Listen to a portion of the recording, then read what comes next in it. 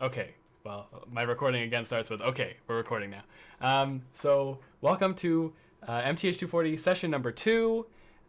Just so we notice before we start, I'm going to be starting with some of my notes. So I write these notes in LaTeX for calculus. I'll start with the white screen for calculus and actually all my courses. But I'll share that. You'll see it at the beginning of the once I change the scene. And that will be you can download it in the description of the video. I have another session after this, actually already recorded, which I'll call session 2.5. And that's for partial fraction decomposition. So if you want to go see that, it'll be published right after this video. And so then, so what are we doing today? Today we're doing, as well, you'll see in a second, we'll be doing chapter 3.2 and 3.3 from the OpenStax textbook. And I have one question from the chat, 2 questions someone sent to me, and we'll be doing some other questions from my professor's lectures, which I should have here next to me somewhere. Is that it? No, that's not it. That's it. Okay, so I have them here too, so we're good. But other than that, I think we're good to go. So let's start with the document quickly.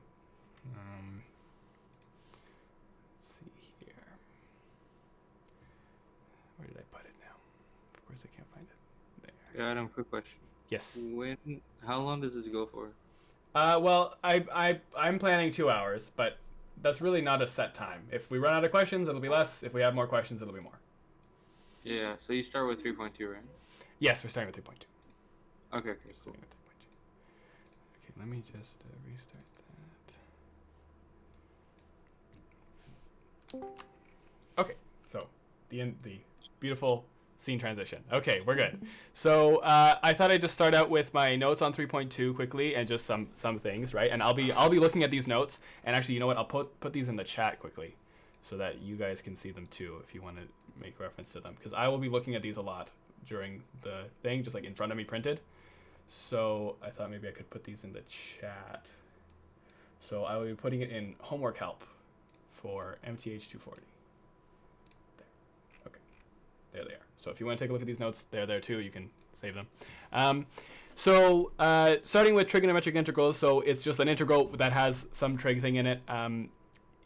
These are the identities that are useful mostly in it. So it's the normal trigonometric identity, double angle formulas. This one, number 7, is related to number 4, pretty much the same thing. And then our sum and difference and stuff like that, and the product of cos and sine and all that. So these are all very useful to help solve these kind of integrals. We have a very specific strategy for these 2 types of integrals, where you have cos to some power and sine to some power, and secant to some power and tan to some power. So we'll do some examples of those where we specifically use. So number 1 is for number 1, right? The first strategy is for integral number 1. The second strategy is for integral number 2.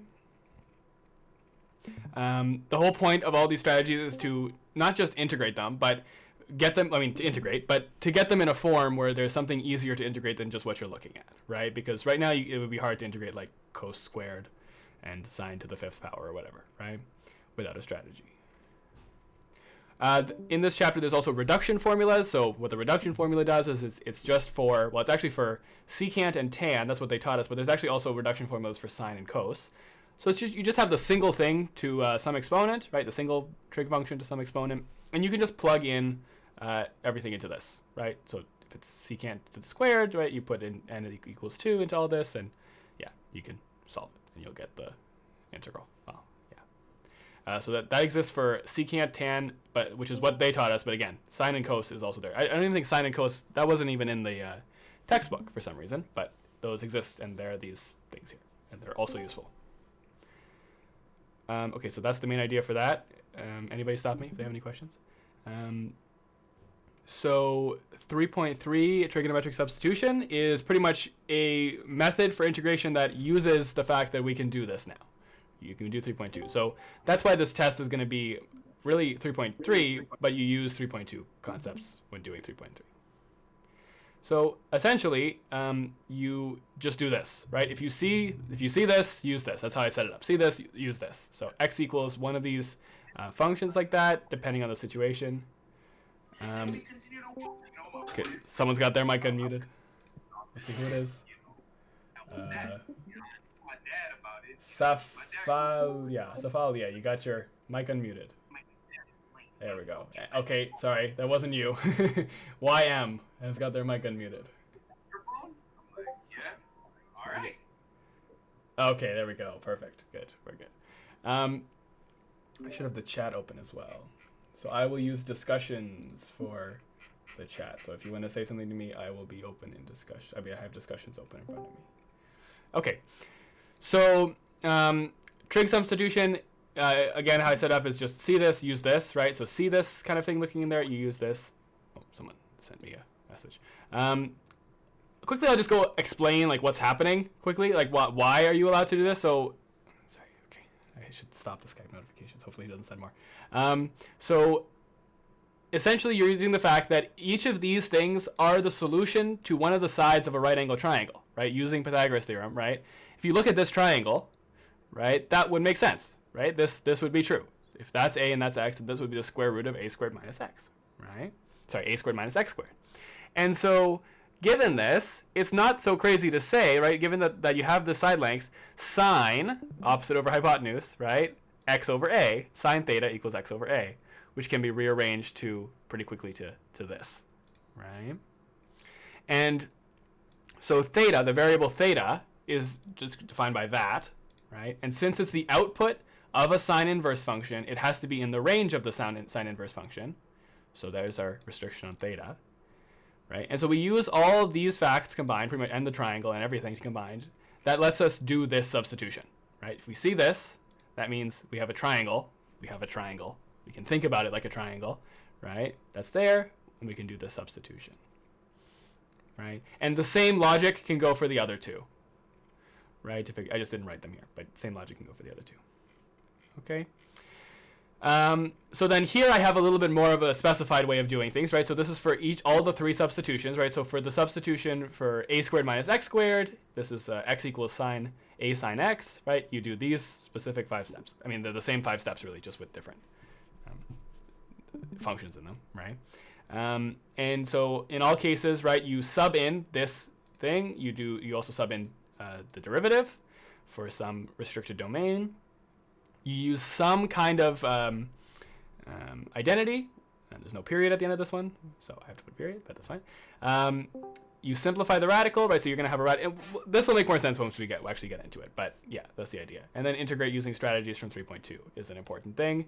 And then just at the end, you sub back in theta and do some simplification. And yeah, and then 3.4 is partial fraction decomposition. So that's everything for 3.2 and 3.3 from my notes. Does anybody have any questions before we get into some problems?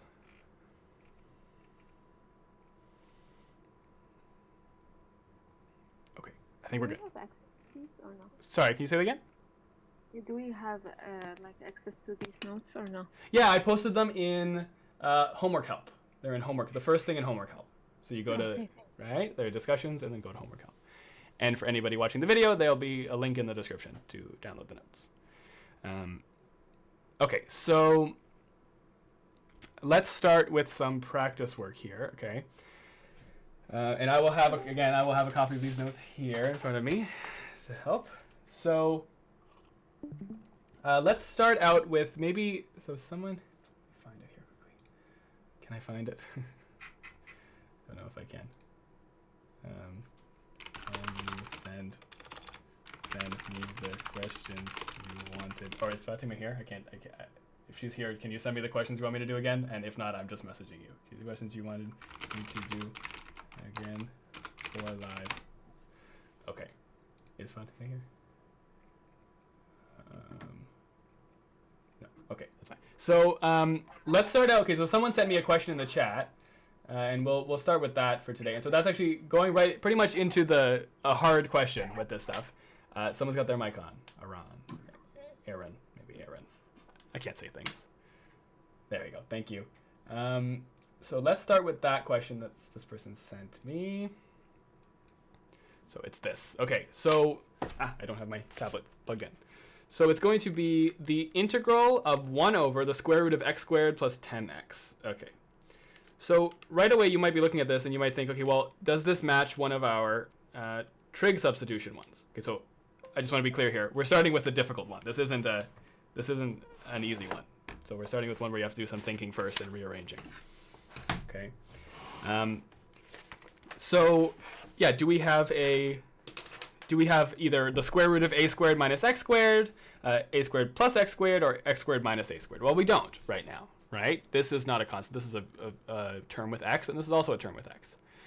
But this is a quadratic, right? The quadratic is negative x squared plus 10x. And we can, any quadratic, right? Well, it would be down actually, but any quadratic can be put into vertex form, right? And vertex form is something squared plus and minus something, right? That's what vertex form will look like. So let's try that. Let's see if we can get it there. And that'll be into a form, if that's inside the square root, that'll be helpful. Okay, so how do you get a quadratic into vertex form? Well, you have to complete the square. So first step for completing the square is you take out, this has to be a 1 in the front. So I'm going to factor out the negative. Right, actually, I'll make that black. Right, so it's going to be x squared minus 10x. Okay. And this will all take place inside of a negative, inside of a bracket, right? Sorry.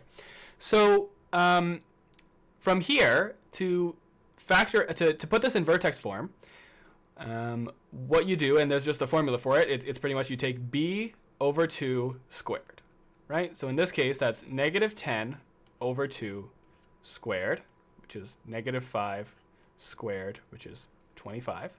So you take that number, right? And then you put that in here, plus 25, right? We had no other number here, so it's not changing anything. And so since I added a 25, to not change anything, I have to subtract a 25 still, right? Okay, and so the reason we do this is because now this factors into a perfect square trinomial. It factors into just something plus or minus something squared. So we can do that. I'll just move this to the side. It's a little too big. Okay. What's OneNote doing? Oh, okay. It's weird. Okay. Oh boy. Okay. OneNote has been acting weird recently. I don't really know. Okay, I'll just erase this and put it underneath.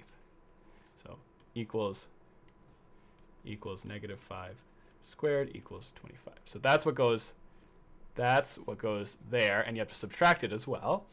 Okay, so now this will factor into, and I'm pretty sure it's going to be x minus 5.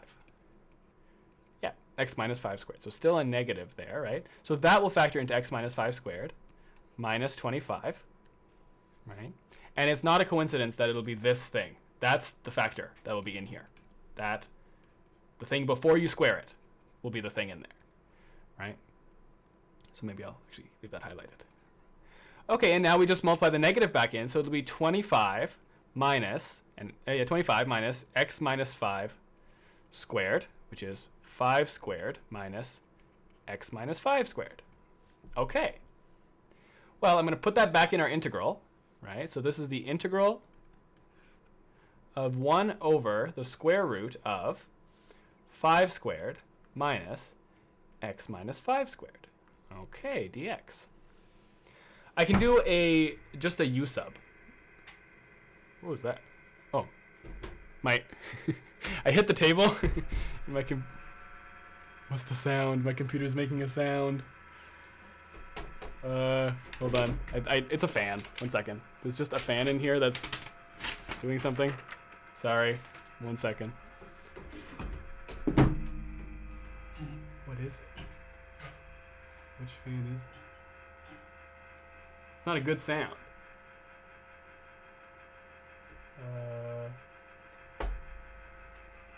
Huh. It's not that one. It sounds like...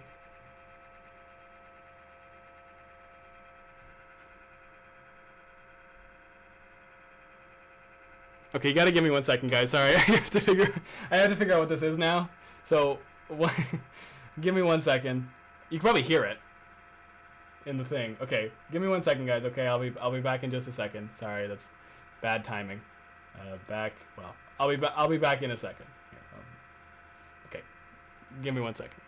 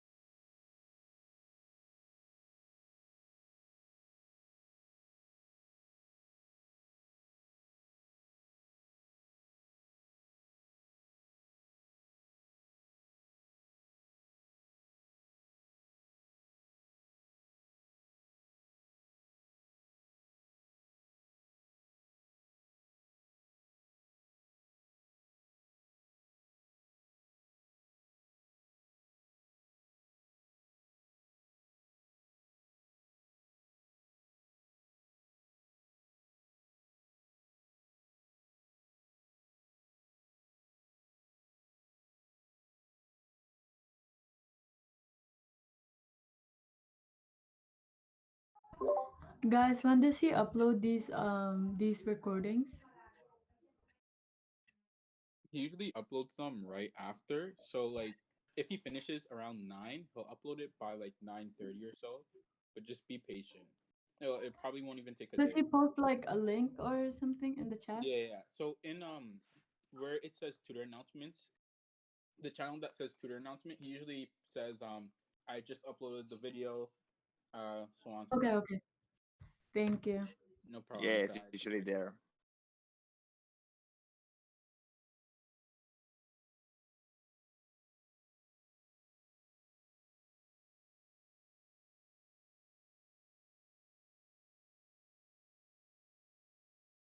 The Oh. mini test tomorrow is same time as last week, right?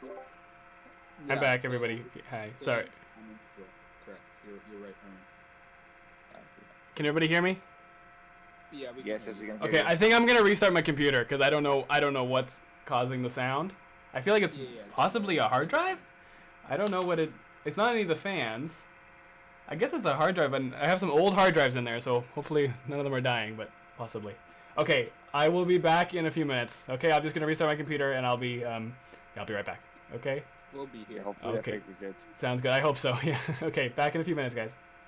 Ask questions during the thing because it's like my first time coming. You here, can so ask it's what- questions at any time you want. Yeah, of course, for sure. Ask any questions whenever you want. I mean, the reason I have some information on the bottom of the screen there, just because those are common questions that people ask, so look there if your question's there. But yeah, you can ask questions whenever. And also, if you have a question you want me to do from the textbook or just separately, just DM it to me.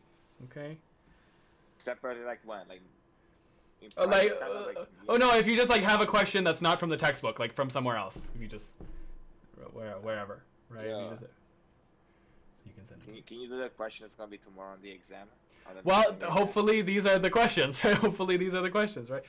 Sadly I don't have the exact ones, but yeah. No one does. Only No, ones. yeah, that's true.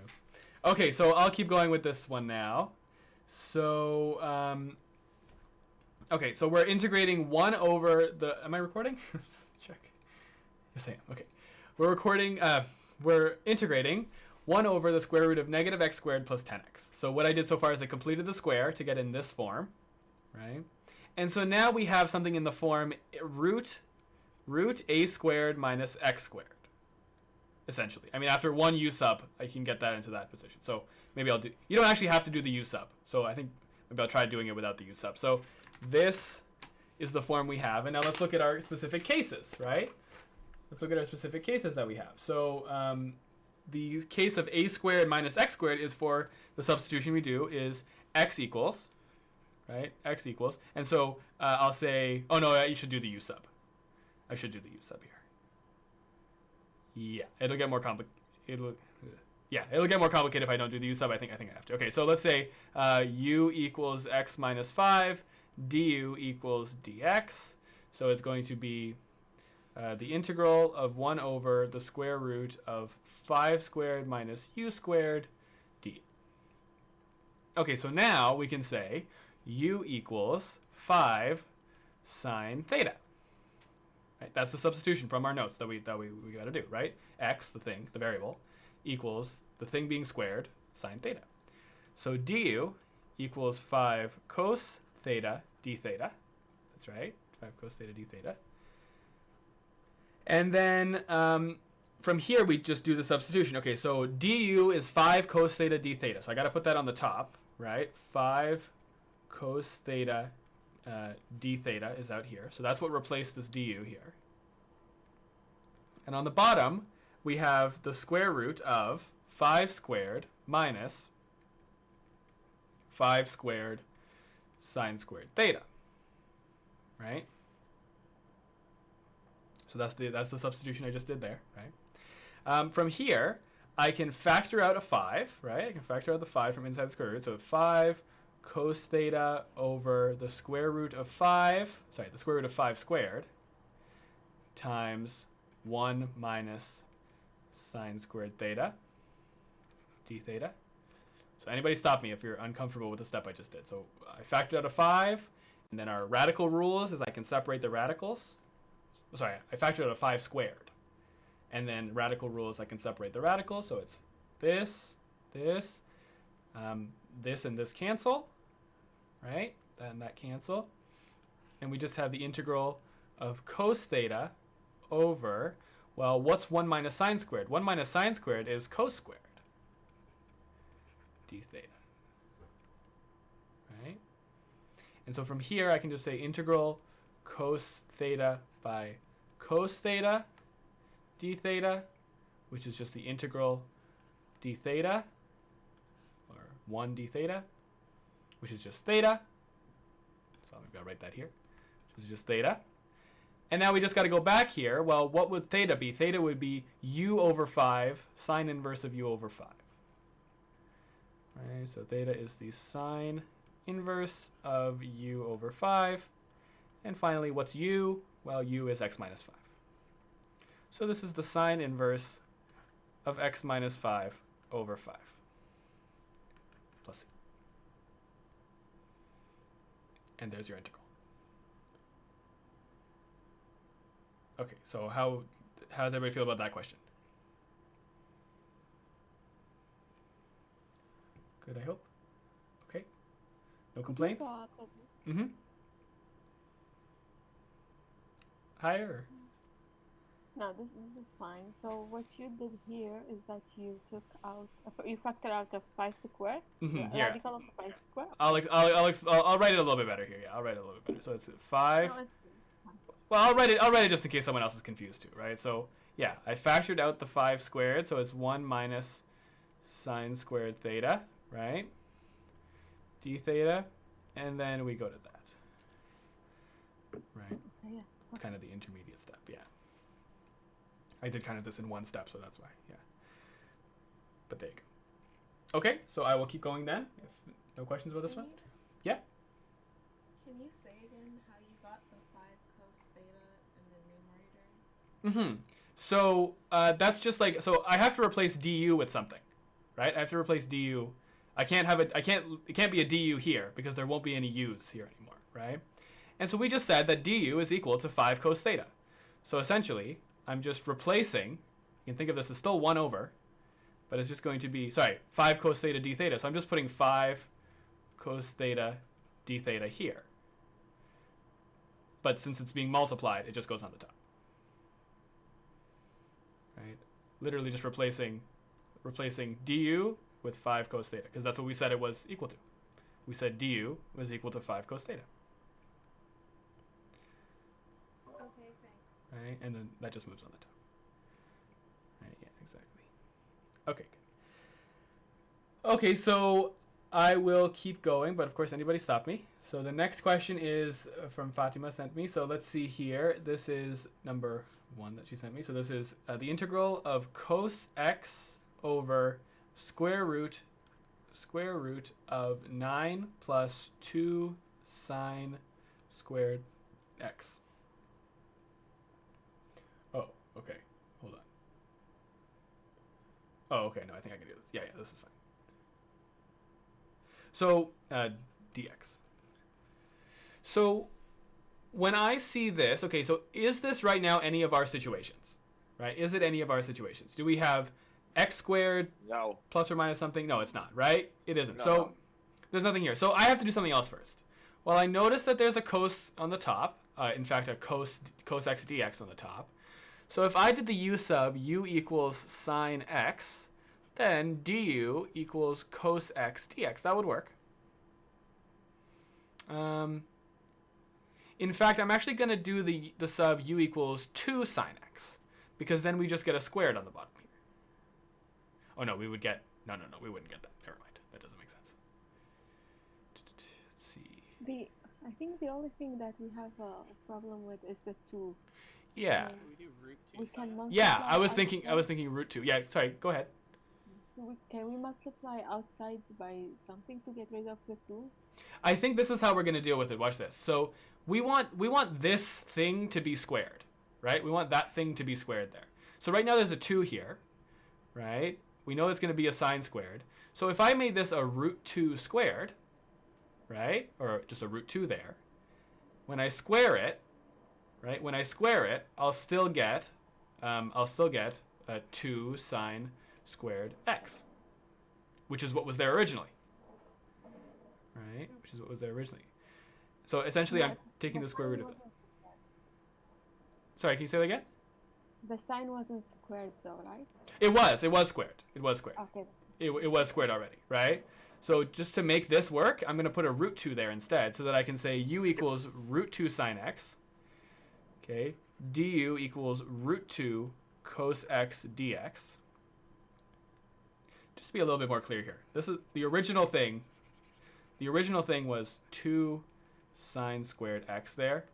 I'm rewriting that. I'm choosing to rewrite that as the integral of cos x over the square root of 9 plus the square root of 2 sine x squared dx. Okay, and then from here, I'm doing the u sub. Right, from here I'm doing the u sub. And so I can write this as 1 over root 2 integral cos x dx at the top, just to get turned into du. So it's going to be 1 over the square root of 3 squared plus u squared. Right? And there you go. And so now what we do is we just look, okay, well, is this one of our situations? Yeah, it is. It's one of our situations. In fact, it's the tan substitution, right? So the tan substitution is that you take your variable equals the thing being squared in front of it, right? So 3 is the thing being squared. Oh, good. Okay. Fatima sending the solutions. The thing being squared, and then tan theta. So du equals 3 secant squared theta. Is that the derivative of tan? Yes, that's correct. Okay, good. Sounds good. Thank you. So from here, we can keep going. Okay, so, well, it's going to be 1 over root 2. Okay, what's on the top? We need to replace du. We're going to replace du with 3 secant squared d theta. 3 secant squared theta d theta. Okay.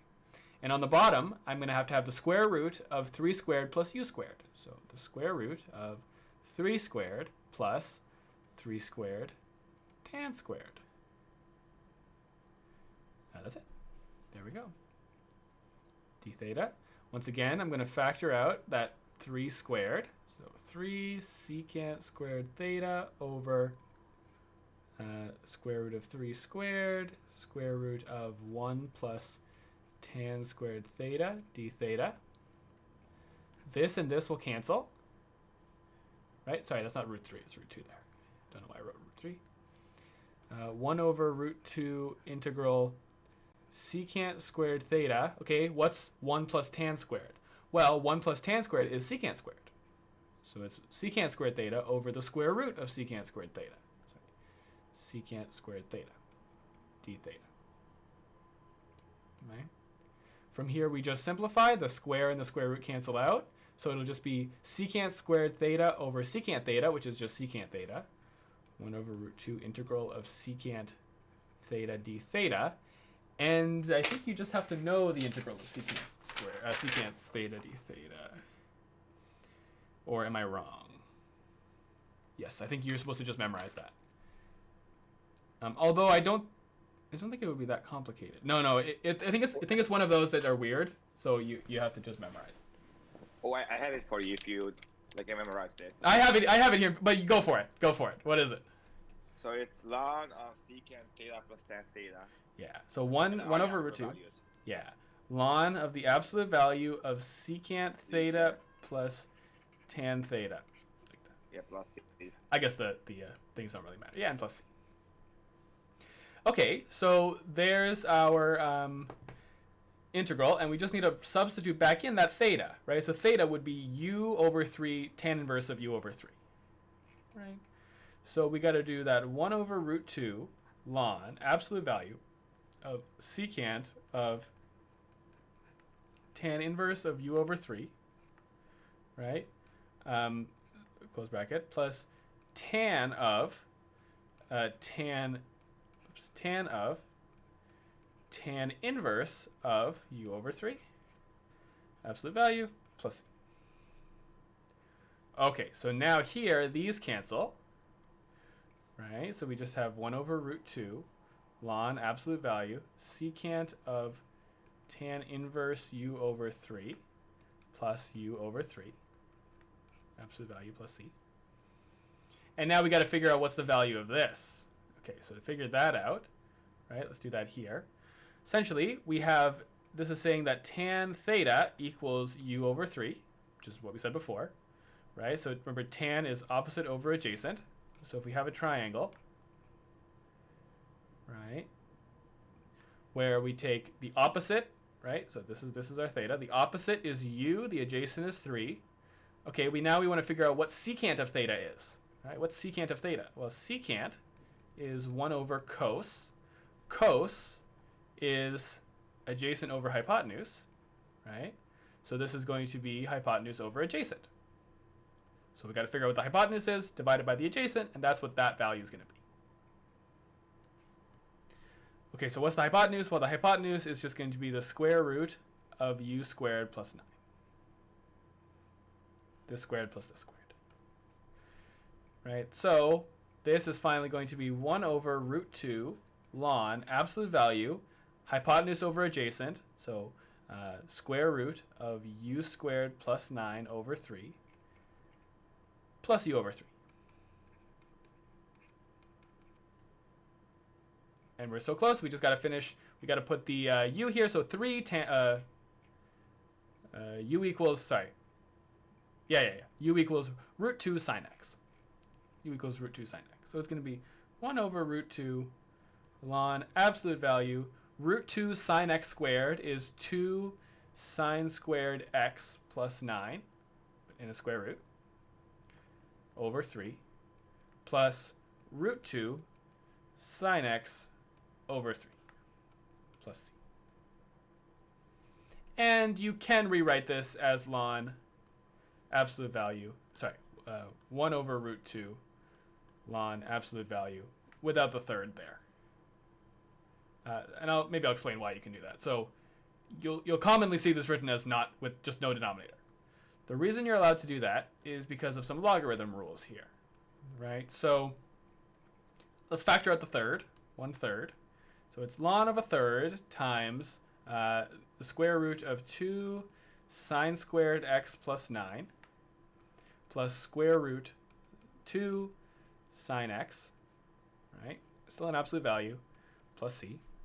Well, logarithm rules let me separate this into two different lns, right? 1 over root 2 times ln of absolute value root 2 sine squared x plus 9 plus root 2 sine x plus ln of a third, right? Ln of a third. Ln of a third plus c. The reason this is useful is because this is a constant, right? So this is a constant, right? And we can just call that c, right? Some random number plus another random number is still a random number.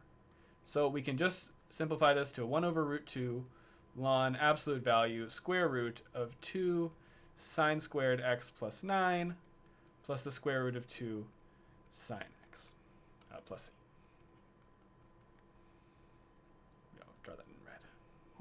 Do we have to simplify this, or could we just leave it as the answer before? That's the same answer. It's the same answer. So it'll give you the same numbers. Oh. Give you the same numbers, right? Oh, actually, would it give you the same numbers? Yeah, it would give you the same numbers. It would, yeah. It would give you the same values for everything. Yeah, it would have to. So that's right. So yeah, no, you don't have to. It's just that commonly you'll see it without the denominator there, right? So in answer sheets and stuff like that. So that's why you're allowed to do that. They'll usually. So for some reason, the textbook likes to do extra steps like that after you get the answer. Okay, so let's take a look at the next question I have here. So I have another one here. So it's going to be, so any questions about this one? It's a pretty long one. How would you be able to see that? It's like if you're on the test, how would you be able to just like know what's next? think of that path? Well, I know I'm going to do a trig substitution the moment I see this. Okay. So I need something squared plus or minus something squared. So how can I turn this into something squared? Through this, right? And then, well, I do the u sub. The u sub portion is relatively self-explanatory. The rest makes sense. The beginning is the one that doesn't really make sense. Like, right. It makes sense. It's just like not very intuitive. Yeah. Well, I just want to turn this green thing into something squared, right? Something squared. So the whole thing has to be squared. So how do I do that? Well, the square root of that, right? Sine squared. Sorry, so the square root of that, sine, in brackets squared, would give me that. Right? The goal is to have something in the forms that we want. Right? So basically, just take the square root of that and rewrite it. Yeah. Yeah. And just verify that your new thing squared is the old thing. Right? Just yeah, so and then just like you. Mm-hmm. And then you're allowed to, and you did just 2 substitutions right after, like you did with you, and then you did one with. I did theta, u. and you just... Yeah, exactly. I did u, and then u equals something happening to theta. That's the actual trig substitution. And then from there, it's kind of self-explanatory. All right, thanks. All right, no problem. Okay, so let's do the next one here. So the next one is the integral. Let's see. Okay. The next one is the integral, number 2. Well, it's actually number 3 that we're doing today, so maybe I'll call it number 3. The integral of 25 minus ln squared x in a square root over x ln x dx. Okay, when I first saw this, I was like, whoa, what's going on? How are you supposed to do this? And then it's actually pretty clear how you do it. Okay, so the reason it's pretty clear is that we can actually just do a u sub, right? If I say u equals ln x, du equals 1 over x dx, well, they gave us a 1 over x on the bottom there. So because of that, it's actually not too hard. But when I first looked at this, I was like, that's crazy. But no, it's okay, right? So you just have to figure out what the u sub is that you're doing, right? And so from here, it would just be the integral of the square root of, I'll write it as 5 squared minus u squared over u du. Okay. So it's not super nice. Like, it's still not a nice integral, but definitely better than what we started with. Okay, so now we need a trig sub. Yeah, question? How would it become 5 squared? Well, just 25 is 5 squared. I just wrote it as 5 squared. Oh, I thought it was 2s. Oh, okay, yeah, my 5s look like s's. My 5s look like s's. Except this one, for some reason, I wrote nicely, but that one looks like an s. So the trig sub that we're going to do is the sine one, because the sine is for a squared minus x squared. So it's going to be u equals 5 sine theta. And the reason I write it as a squared thing here is because it's that number that goes here. Notice it's not 25 that goes there. It's 5 that goes there, the thing being squared. So that's why I write it like this. Right? So you can see that. So I'll underline it like that. 5 is the thing that's going there. Okay, so then du is going to be 5 cos theta d theta. And let's put this integral together. So it's going to be these inside the square root, start with that, is going to be 5 squared minus u squared. So u squared is going to be 5 squared sine squared theta. And I think I jumped the gun a little bit on calling this one easy. So let's see what happens. So on the bottom, we have a u on the bottom. So it's going to be u equals. We have a u on the bottom, so I'm going to put 5 sine theta. And we still got to replace our du with 5 cos theta. So there's got to be a 5 cos theta d theta here. Right? So right away we can say these 5s cancel. Right? And let's keep simplifying this thing right here to see what we can do. So the integral of, I'm going to take out that root 5 squared. Okay, and it's going to be 1 minus sine squared theta over sine theta cos theta. D theta. Sorry, d theta. Okay. At this point, yeah, I wouldn't do anything different. I wouldn't do anything. I was going to say so you could do something, but why would you? So I'll take that 5 to the front. So it's going to be 5 integral. 1 minus sine squared is cos squared. Square root of cos squared is cos. So it's going to be cos theta over sine theta, cos theta d theta. Okay. 5 integral. 5 integral, it's going to just be cos squared theta over sine theta. Okay, we have something here, d theta. Well, we have an integral with trig functions. So let's see if we can use one of our methods to try to solve this. We have sine to some power, but I think that has to be positive. Okay. From here, cos squared. This is 1 minus sine squared. Let me think for a second. You should change everything to sine. Yeah, I'm thinking like, okay, so cos squared theta is 1 minus sine squared theta. And then you divide 1 over sine minus sine squared theta over sine. No, we can't do that because you're gonna have the 1 minus. You can do that. Maybe we can just do another substitution. Like If I do another substitution, I'm going to have a cos theta left on the top, though. Or just change the cos theta over sine theta to cot, if I'm correct. Yeah, that would be cotan, but I think at that point we have a whole new beast to deal with, right? If we have a cotan in there. So I'm trying to avoid that, but that's true. Cos over sine is cotan. So what I'm gonna do is I'm gonna take this integral. I'm gonna turn it into 1 minus sine squared theta over sine theta. Now, the reason I didn't want to do this is because we're kind of stuck again. But let's see if I can do this. This is gonna be 5 times the integral of 1 over sine theta minus sine squared theta over sine theta. That's equivalent. That's the same thing as that fraction up there. So now we just have 5 times the integral of cosecant theta minus 5 d theta minus 5 times the integral of sine theta d theta. Well, this is possible to deal with.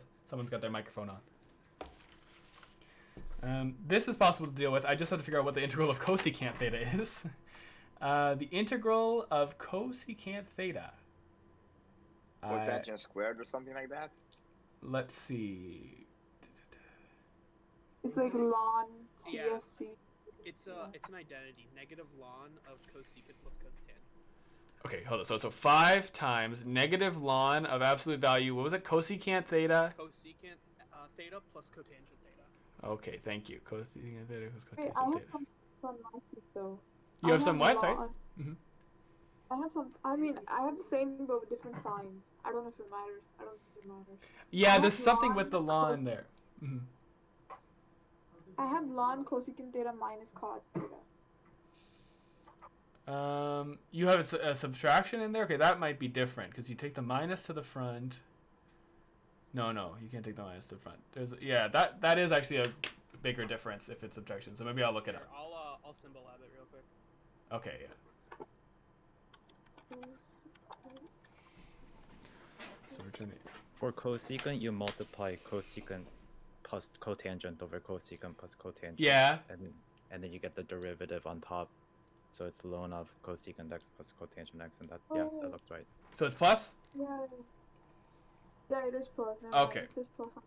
Okay, good. Sounds good. Yeah, I can do that if people want to see it, because whoever just spoke there told me what to do. But I can do it if people want to see how you get the derivative, how you get the integral, I mean. But let's finish the question first, and then we'll see from there. Okay, integral of sine. If you guys want, I can post the picture. I have like the thing solved. I can just put like the picture in chat if you guys want to see it. Should I do that? Go ahead, post in the chat. Sure, go ahead, post in the chat, and if people want to see it, they'll do it. Thank you. So now we want to do the integral of sine theta. So the integral of sine theta is negative cos theta. So negative cos theta, and then just plus c. Okay, so negative 5 ln absolute value cosecant theta plus cotan theta plus 5 cos theta plus c. Hopefully everybody can read my writing. And yeah, so there's that. Okay, so then from here, let's put our theta back into here, right? So we just did an example of like solving a trig thing. So far we've been really only doing 3.3, but we did a 3.2 thing there, which is trying to solve something more complicated, right? A complicated trig integral by using identities and other things we know, right? So I knew cos squared theta was 1 minus sine squared. Split that up into two separate fractions. Each fraction I could deal with. Well, this one I could deal with because someone told me what the integral is, to be fair, but yeah. So theta is going to be equal to the sine inverse of u over 5. Right? Sine inverse of u over 5. So let's put that in. So negative 5 ln absolute value cosecant of sine inverse of u over, what did I say, u over 5? U over 5, yeah. Okay. Plus cotan of sine inverse of u over 5 plus 5 cos of sine inverse of u over 5 plus c. Okay. This isn't too bad to deal with, right? So take any one of these. Oh, actually, no, but take sine, sorry. Take sine theta equals u over 5, right? Remember, sine theta is opposite over hypotenuse, right? The reason I'm allowed to do this is because we're taking this, right? We're taking sine inverse of u over 5, and that's some angle. We're trying to find cosecant of that angle, so I can do sine of both sides, right? Equals sine theta, and we get that there. Right, so that's just quickly why I'm allowed to do this. Right, so I go from there to there to there, which is the same equation. Okay, so then now from here, well, we have a triangle, right? A right angle triangle. If I could draw one, that would be good. Right, a right angle triangle, that's our theta. The opposite is u and the hypotenuse is 5. So this one here is going to be the square root of 25 minus u squared. 5 squared minus u squared. So that's good. Sorry. So from here, we need to find cosecant of that angle, cotan of that angle, and cosine of that angle. So let's start with cosecant. Cosecant is 1 over sine. So that's going to be, cosecant is going to be hypotenuse over opposite. Right? Cosecant theta is going to be hypotenuse over opposite. So hypotenuse is 5 over u. So it's going to be just negative 5 ln absolute value, hypotenuse over opposite, 5 over u. Okay. Plus cotan of this angle. So cotan is 1 over tan. Tan is opposite over adjacent, so it's going to be adjacent over opposite. So it's going to be plus adjacent. I'll make it 25 now, minus u squared over opposite. Right? Yeah, that's right. Okay, and now absolute value, and now we're going to do plus 5 times the cosine of that angle. Cosine is adjacent over hypotenuse, so that over 5. So it's going to be square root of 25 minus u squared over 5 plus c. These will cancel. And we just have minus 5 ln absolute value 5 over, oh sorry, and sub in a u now. We have to sub in our u from the start. So our u from the start was ln x. Right? So 5 over ln x plus square root of 25 minus ln squared x over ln x plus the square root of 25 minus ln squared x plus c. And that's that. And I don't actually have the answer. Let me check the answer on this. I have the answer. Yeah, you can combine these fractions. That's fine. Minus, yep, we're good. You could combine these fractions if you wanted to. Same denominator, so.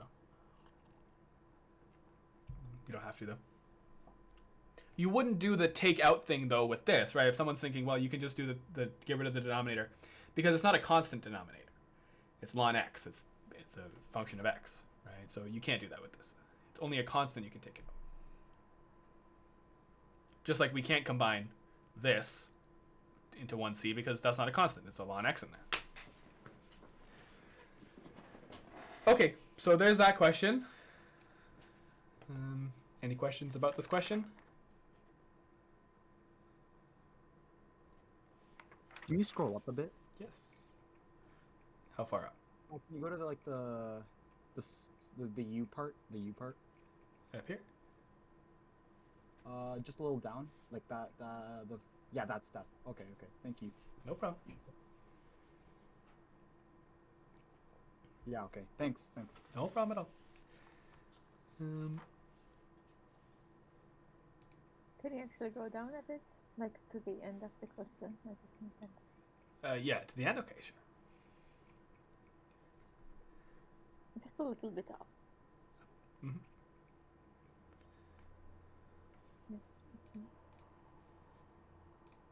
So what did you do here? Sine inverse u over oh, you inverted again. Okay. So we can actually use the. No, okay, never mind. So just to be clear, this is a theta here. This is a theta, not a 0. Theta there. That's our angle theta, right? And so. Yeah, and that was actually our assumption. So we could use our assumption right away, right? That's true. Yeah, this is kind of separate from the trig substitution, though. This is kind of separate. This is like we're trying to solve what this expression means, right? Cosecant of sine inverse of something, right? Yeah. So to do that, we're really looking for cosecant theta, where this is theta in there, right? That thing is theta. So we set that equal to theta, and find some sort of triangle that relates to it. Okay, thank you. To help us there, no problem.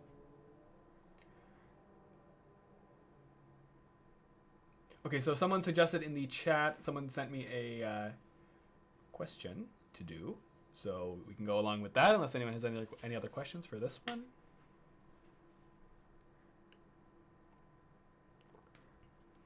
Okay, sounds like I'm going to keep going. So our fourth question.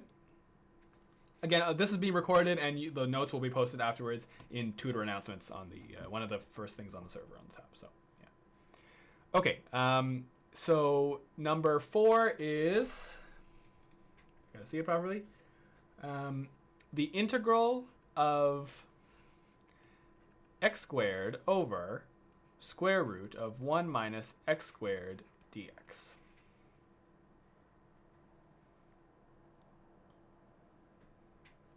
Okay, let's see. Well, we have a squared on the top, squared on the bottom. Of course, if it was just x on the top, it would just be u sub. So let's see what we can do. Well, we have a trig sub we can do. It's 1 squared minus x squared, right? And this is a trig sub section, so it looks like we're going to try to do a trig sub. What's the identity? What's the rule for, not the identity, but what's the strategy for a squared minus x squared? Well, that's a sine substitution. So we say x equals, okay, so 1, it's 1 squared here, right? So it's going to be 1 sine theta. So we're going to say, I'll write the 1. 1 sine theta. So dx equals cos theta, d theta. Okay, let's give this a try. So this is going to be the integral of x squared, so sine squared theta, over 1 minus x squared, so 1 minus sine squared in a square root, d theta, which, well, it's going to be d theta, but we have to replace dx. We have to replace dx, so what did we say dx was equal to? Dx is equal to cos theta d theta. So cos theta d theta. Okay, let's keep simplifying. So 1 minus sine squared is cos squared, and the square root of cos squared is cos. So it's the integral of sine squared theta over cos theta d theta. These cancel out. And now we just have the integral of sine squared theta d theta. Right? So from here, let's think for a second. How would you differentiate? How would you integrate this? Not differentiate. How would you integrate? Wait, I know. Wait, okay. Like the way to do it is you have to like turn the sine to theta into like 1 minus cos the double angle thing, like 1 minus cos 2x over 2. Oh, 1 minus cos 2 theta? Okay, yeah, that works. I was thinking we'd use the reduction formula, but that's maybe the reduction formula does that. But we just, yeah.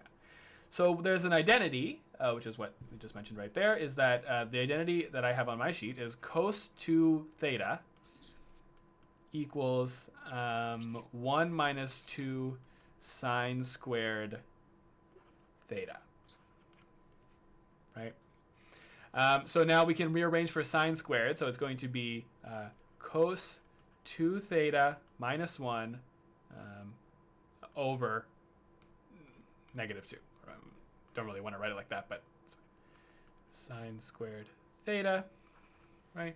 And then I'll just distribute everything, right? So that the negative will just flip the top. So it's 1 minus cos 2 theta over 2 equals sine squared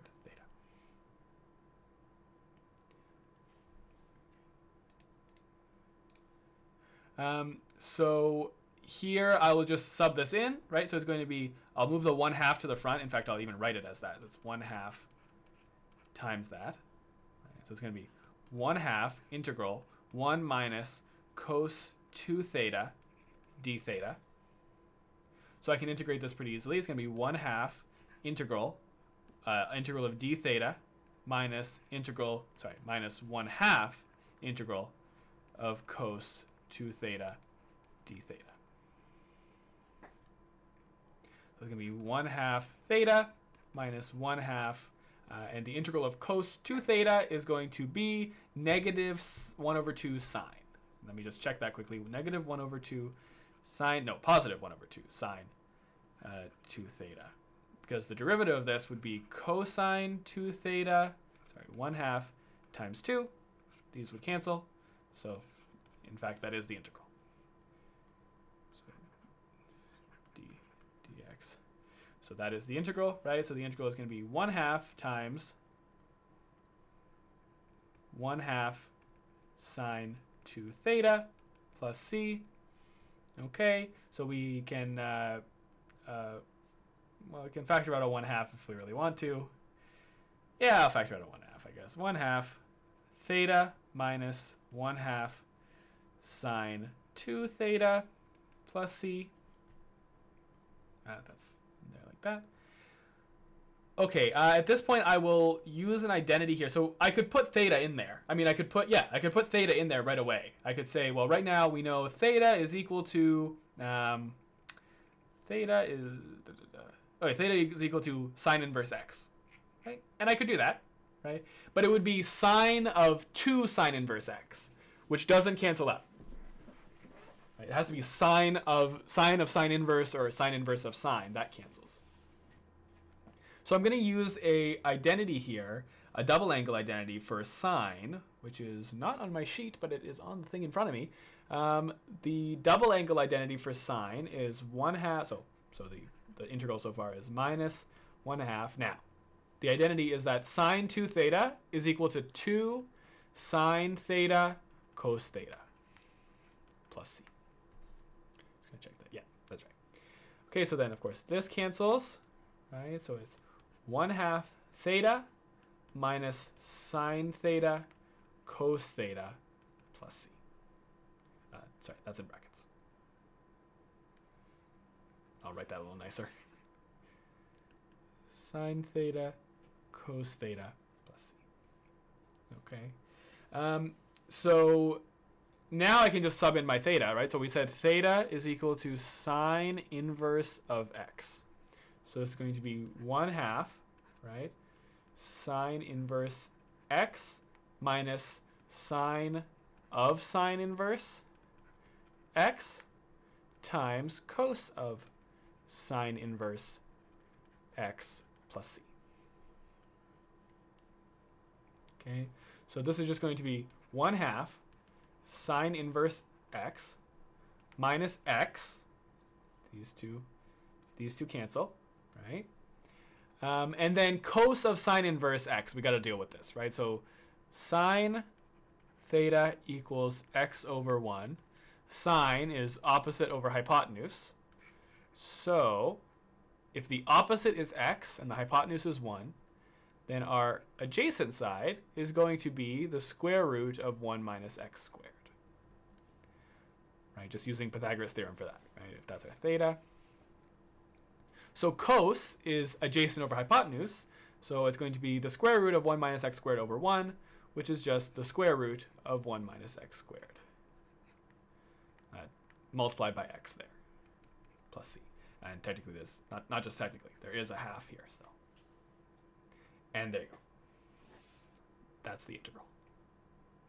Wait, so do we just leave the inverse of sine x? Do we just leave it there? There's nothing you can do. Nothing you can do with that. It's not the sine inverse of another trig function. It's just sine inverse x. Because I thought we have to like get rid of sines and cosines completely. No, that works. That's right. Yo, Alright, Adam, you mentioned thank you. a reduction formula for sine. Mm-hmm. Where do you get that? That it's not from the textbook. Yeah, it's not from the textbook. It's just I found it online. I'll show you. I'll put it on screen now. It's actually, you know what? Go to homework help, discussion, calculus homework help, and I posted my notes there, and it's going to be in the 3.2 section. In the 3.2 section. Okay, thanks. Yeah, you'll see it there. Okay, no problem. Do you think we're going to be allowed to use those reduction formulas? Oh, I don't know. I have no idea. Yeah, would we be allowed to use them? They didn't teach it. It is a reduction formula that exists. I just included it because it looks like it's useful. It would be useful for certain things.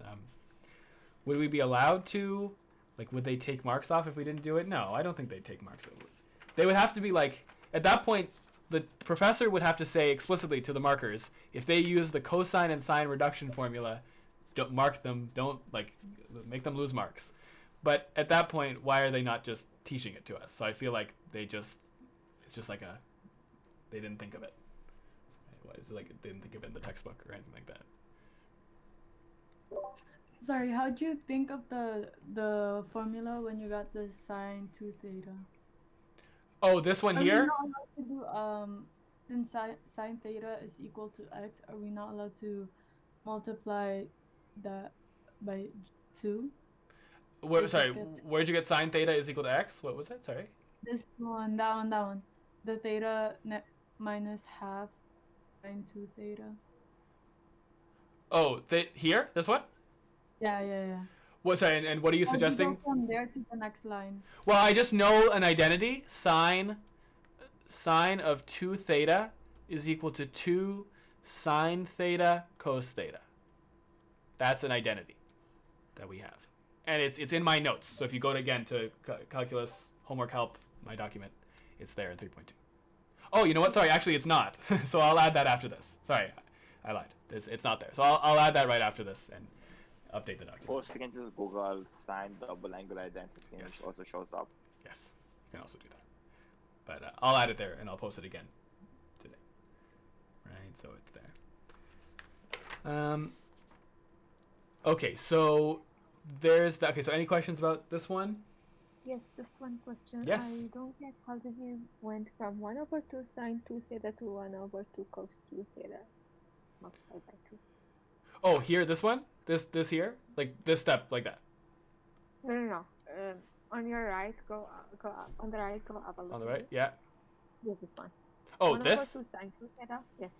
I took the derivative. I'm just, all I'm doing here is I'm checking. I just took a guess. I'm trying to integrate this. Right? I'm trying to integrate that. Yeah. So I took a guess. I'm thinking, okay, it's gonna be 1/2 cos 2 theta. That's my guess, right? Okay. And to check if it's right, if I differentiate it, if I like d by dx, and I get, oh sorry, I meant sine theta. Sorry, I meant that's supposed to be a sine theta there. My guess was this 1/2 Just sine, go back to it. right? If I differentiate that, I should get this back out. I should get this thing, right? Thank you. So all I'm doing is I'm just checking here. So let me put that in a box. Just checking the integral. Sorry, where did you use the reduction formula again? I didn't use the reduction formula. Okay. We were just talking about it, yeah.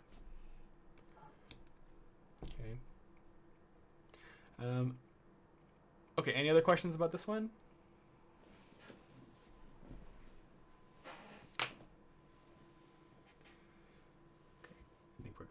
So someone sent me in the chat a question that is this. So I assume this question has a few notation weird things, but 143, I assume this is 143 from the textbook. So the integral of, I'll call it x cubed.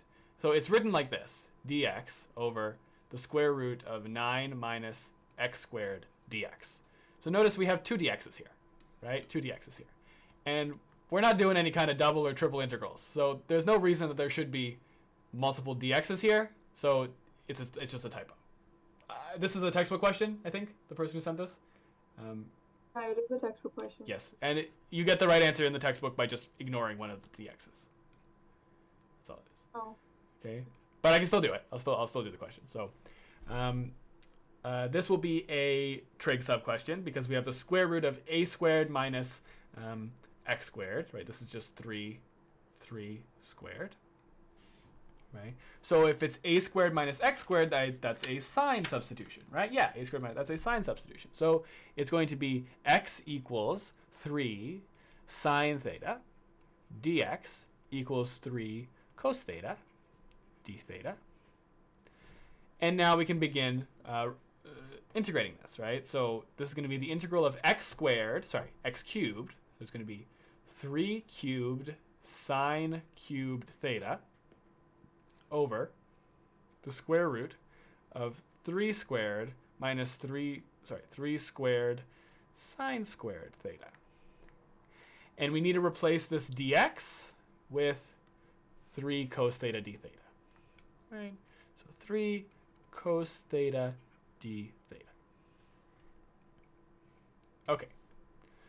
So our new integral, right? I'm gonna take the 3 to the 4th power out. So I'll put it as 3 to the 4th power integral sine cubed theta cos theta over. Now I'm gonna take that 3 squared out, right? And this is going to be 1 minus sine squared theta d theta. So I'll just take a second to make sure everybody's caught up with how I got from here to here. Just a little bit of rearranging. Move the 3's to the front. Factored out the 3 squared from down below. So this will cancel with one of these, right?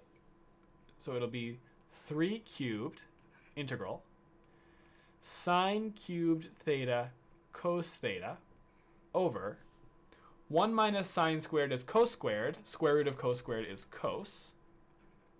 And yes, it is technically absolute value cosine, but because of the fact that we have these domain restrictions, like I mentioned before, there's those domain restrictions on when I was showing the with the triangle on my sheet, and you have to restrict where theta is. The absolute values don't matter, right? But in case someone was wondering, yes, it is actually technically absolute value cos theta, but because of the theta restrictions, it doesn't matter. Okay, so here we have, we can cancel out these two, right? So it's just 3 cubed integral sine cubed sine cubed theta. Yep, d theta. And at this point, well, I have a sine squared and a sine. You can think of it like that, right? So I have to integrate sine cubed theta. I have a sine squared and a sine. I could use the reduction formula with n equals 3, or I can use the fact that sine squared is equal to 1 minus cos squared theta. So this is going to be 3 cubed integral 1 minus cos squared theta sine theta d theta. So essentially I just replaced one of the sine squared, I'll write in a different color. This is sine squared theta. Sine squared and sine, that's sine cubed, right? That's sine cubed theta. But I just replaced the sine squared, right, with 1 minus cos. And what this lets me do now is it's just going to be, I can just say u equals cos theta, right? Du equals negative sine theta d theta. So it's going to be negative 3 cubed integral 1 minus u squared du. negative 3 cubed integral. Well, I can just differentiate it now. I mean, integrate it now. So that u minus 1/3 u cubed plus c. And now we just go backwards. Put in the u's back. So u equals cos theta. So I'll figure out what's 3 squared is 9 times 3 is 27. So negative 27 cos theta minus 1/3 cos cubed theta plus c. Okay, and then I will put in my theta. So back from the start here, well, we can rearrange this, right? Theta is equal to sine inverse x over 3, right? So I can use that here. Negative 27 cos of sine inverse x over 3, that's right, minus 1/3, and I'll write it like this, cos of sine inverse x over 3 cubed plus c. Right, so I cube it out. I put the cube out. It's not cos cubed sine inverse, because that can be confusing to look at. It confused me for a second. And so I just bring the cubed out, so it doesn't affect it. It affects it, but you can solve what cos of sine inverse is and then just cube that answer. Okay, so I will now, okay, so sine theta equals x over 3. Right, so sine theta is opposite over hypotenuse. Okay, so we have a triangle. The opposite side is x. Hypotenuse is 3. Someone's got their microphone on. Hello, hello. Okay, there we go. We're good. Was it you, James? Was he letting your microphone on? Okay. Let's see here. This side over here would be 3 squared minus x squared. Very good. And then now we're asking what's cosine of that angle, right? So cosine of that angle is going to be adjacent over hypotenuse. So adjacent over hypotenuse is 3.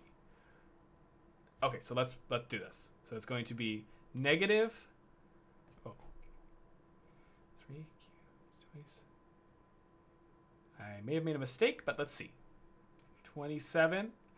Okay, so cos of sine inverse, so cos of that angle, again, adjacent over hypotenuse will be 9 minus x squared over 3 minus 1/3 cosine of the same angle, 9 minus x squared over 3 cubed.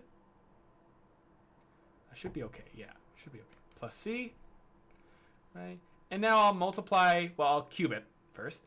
And then I'll multiply it in. So it's going to be negative 27. I'll write it like this. 9 minus x squared to the 1/2 over 3 minus 1/3. Oh, I can factor out a minus... yeah, I can factor out a third. I can factor out a third now. Right? So I'll do that quickly. I'll factor out the third. So this is going to be over 3, which I know I can simplify. But so then I'll factor that out. So now it's 9 minus x squared to the 1/2. Okay, this is going to be 9 minus x squared to the 3/2 over 27 plus c. So negative 27 over 3 is negative 9. And I'm going to multiply that negative 9 in.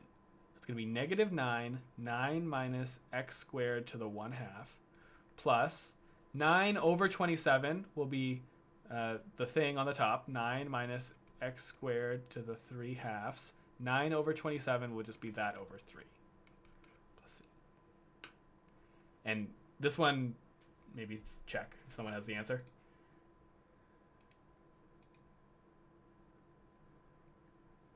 Yeah, that's right. That's right? Okay. So yeah, so there you go. There's that. There's that question.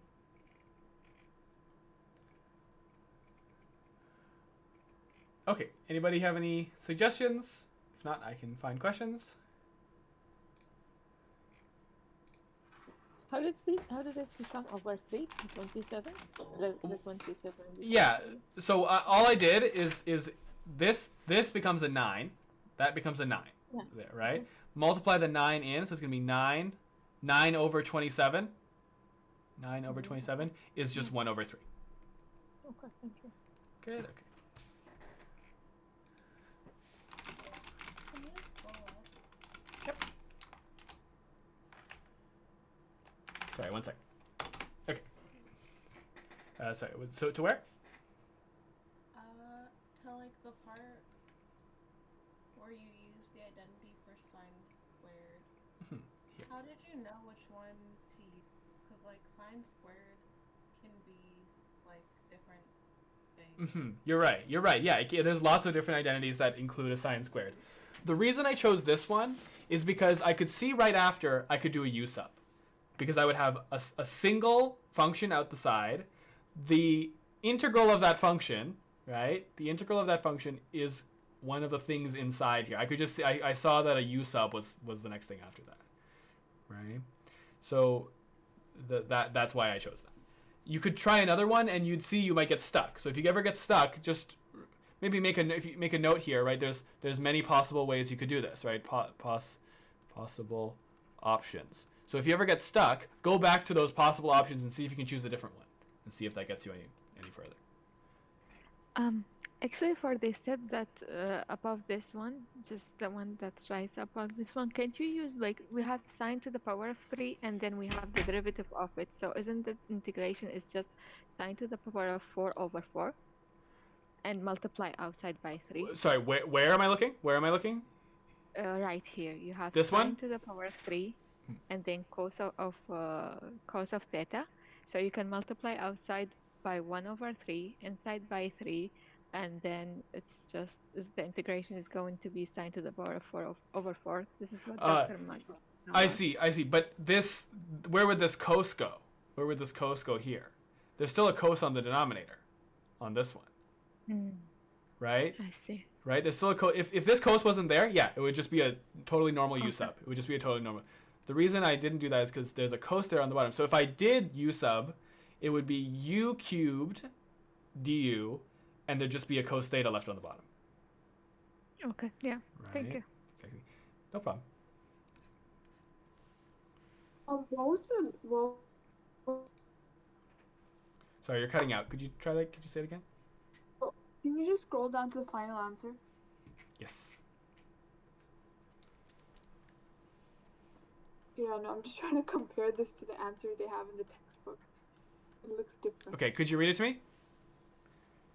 1 second. Or I can find it actually. Oh no, I don't have it open. Sorry, I thought I had it open, but I restarted my computer. So. I'll just send you a screenshot. I think. That's Sure. better, Yeah. because- Yeah.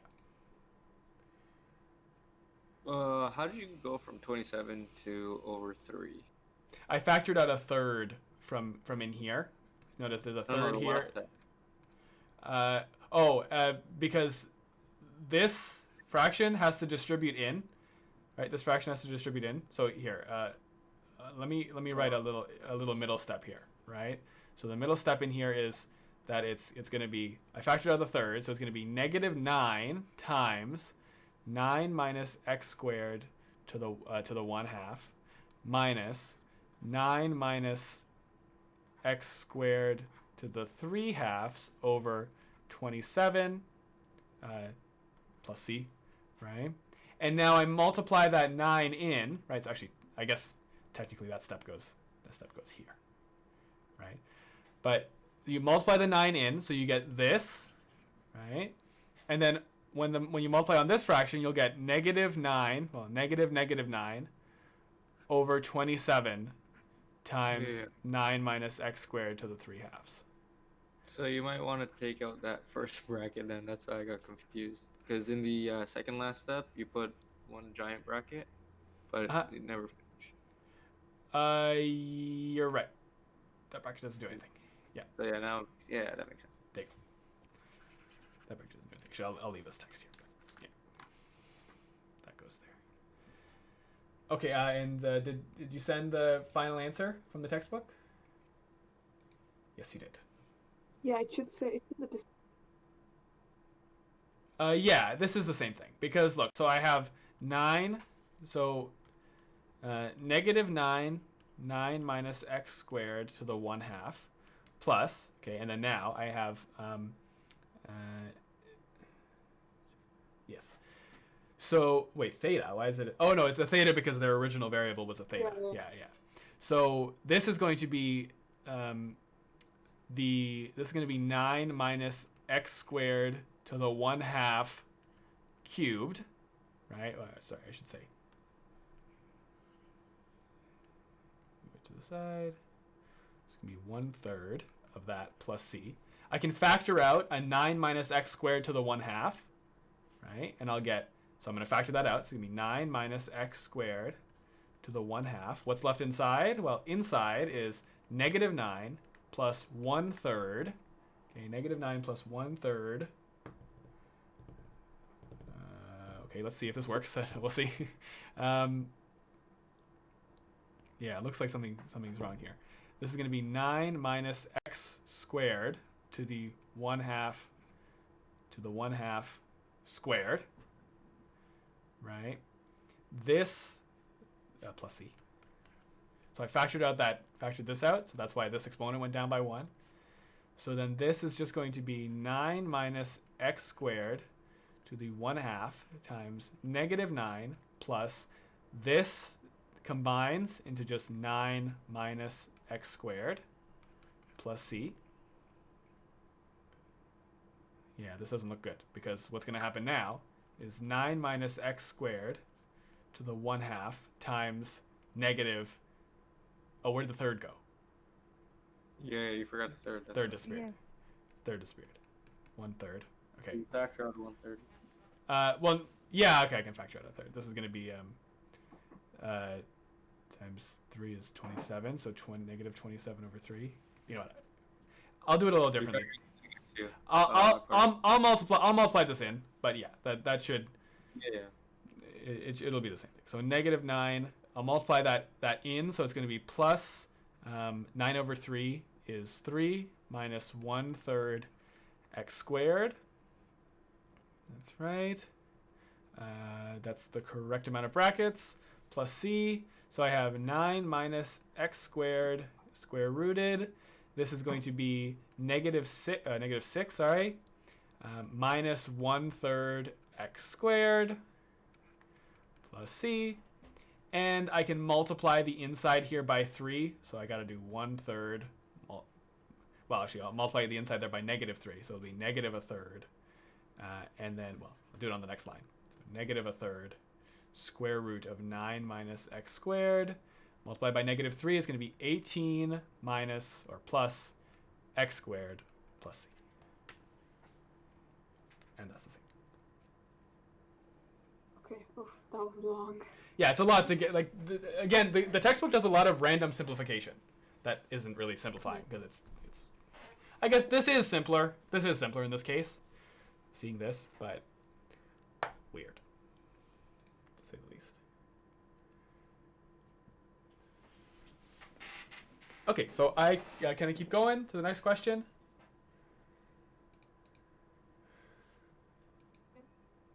Yeah, everybody good to go? Okay, so the next question is, someone sent it to me.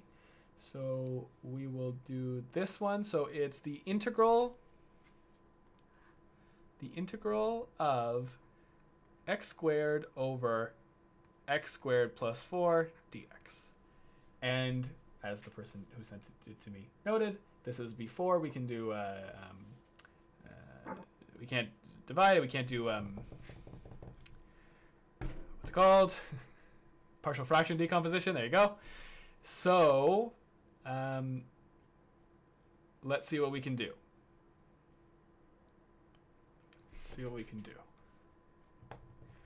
Wait, I have a question or like a suggestion, I guess. Yeah. So, couldn't we break it up into, or actually never mind.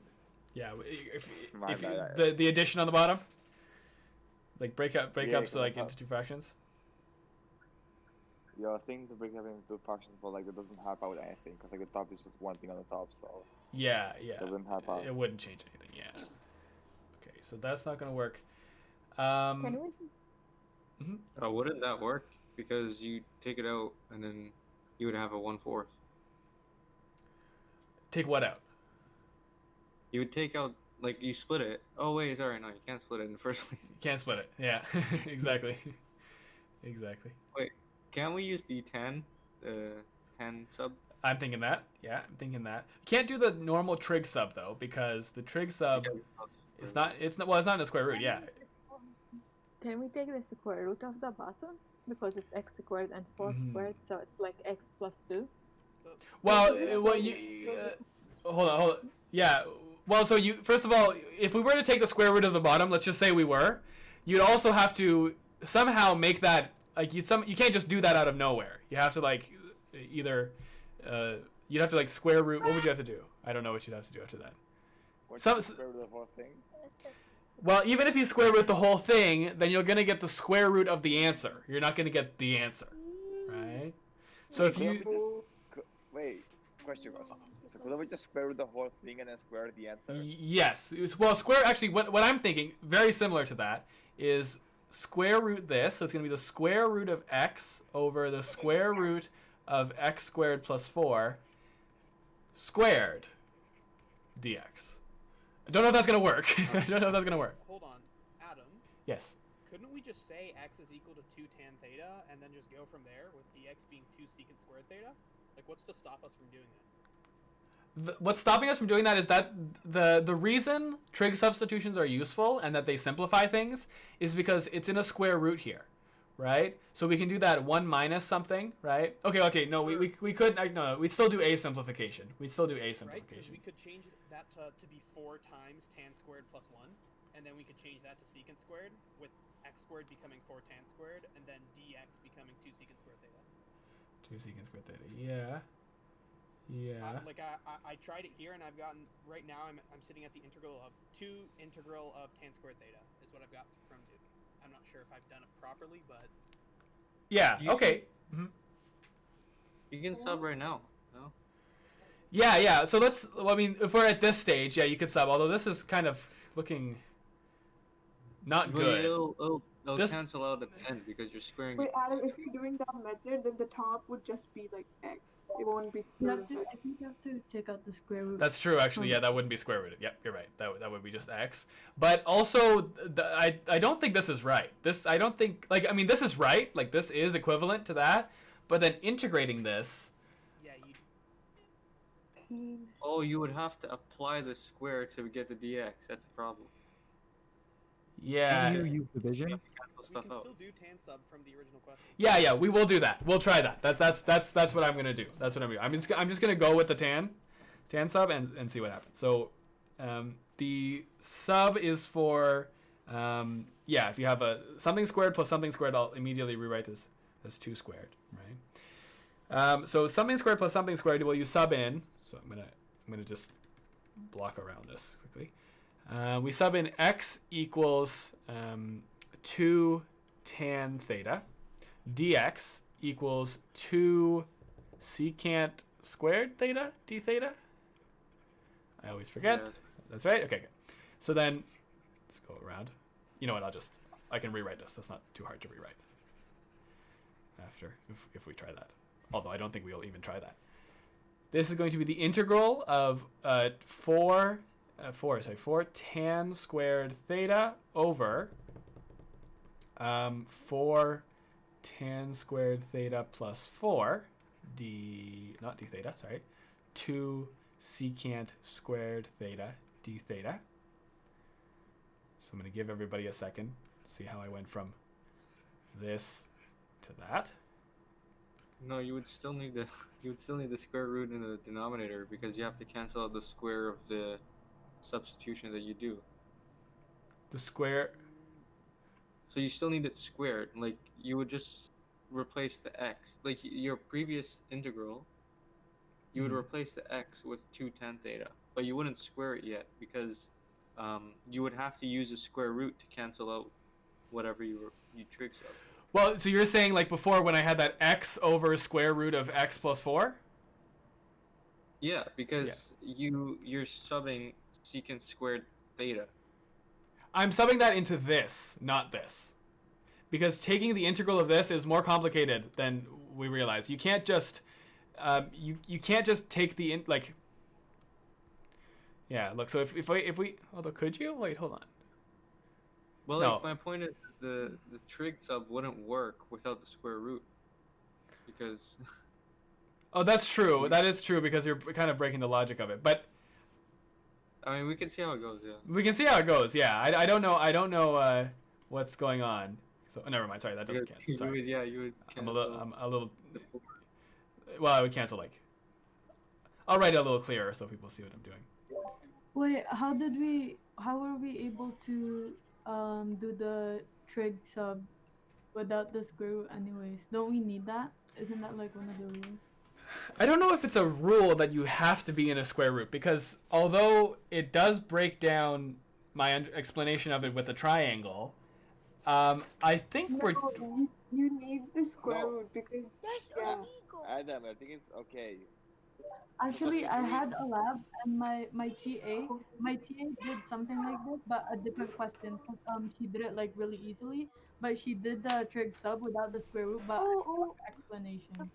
could work. Sorry. Like it could No, it work. works. Thank you. What you do is the 4 cancels. You square. You from the denominator you factor out the 4, then the 4 cancels out. Mhm. You turn the 10 plus 1 into secant, then the secant cancels out.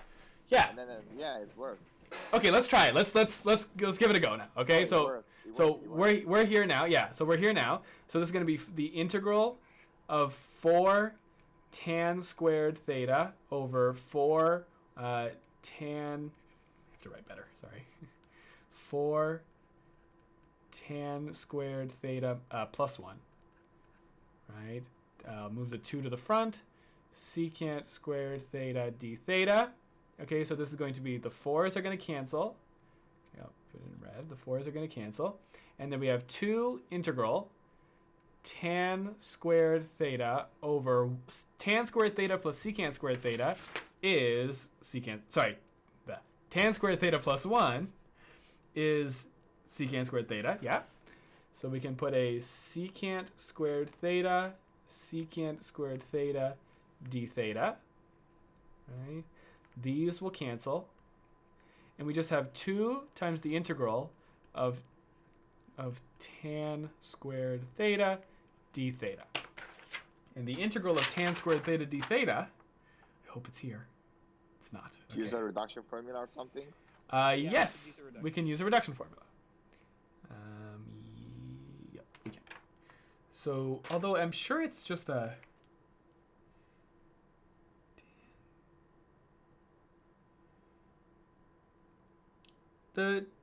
It's... Okay, let's just try it. Let's see what happens. So, the reduction formula for tan... I'm not going to... Okay, you know what? I will write out the whole thing. So, the reduction formula for tan to the n of x dx equals 1 over n minus 1 times tan to the n minus 1 of x minus the integral of tan to the n minus 2 of x dx. So we'll just use this formula where n equals 2. So 2 times, so it's going to be 1 over 2 minus 1 is 1. Tan of 2 minus 1 is 1 of x minus the integral of tan n minus 2 minus 2 is 0. So tan of dx, close bracket. Theta, but yeah. Would you say, sorry? Of theta. Yeah. Theta. Yeah. D theta. So this is going to be 2 tan theta minus theta plus c. Okay. We know 2 tan theta is already x. Do we? Yeah, because it's the thing there, right? So theta over here, we can plug our theta back in. So theta equals tan inverse of x over 2. So here is going to be 2. I'll still write it all out. So tan inverse of x over 2 minus tan inverse of x over 2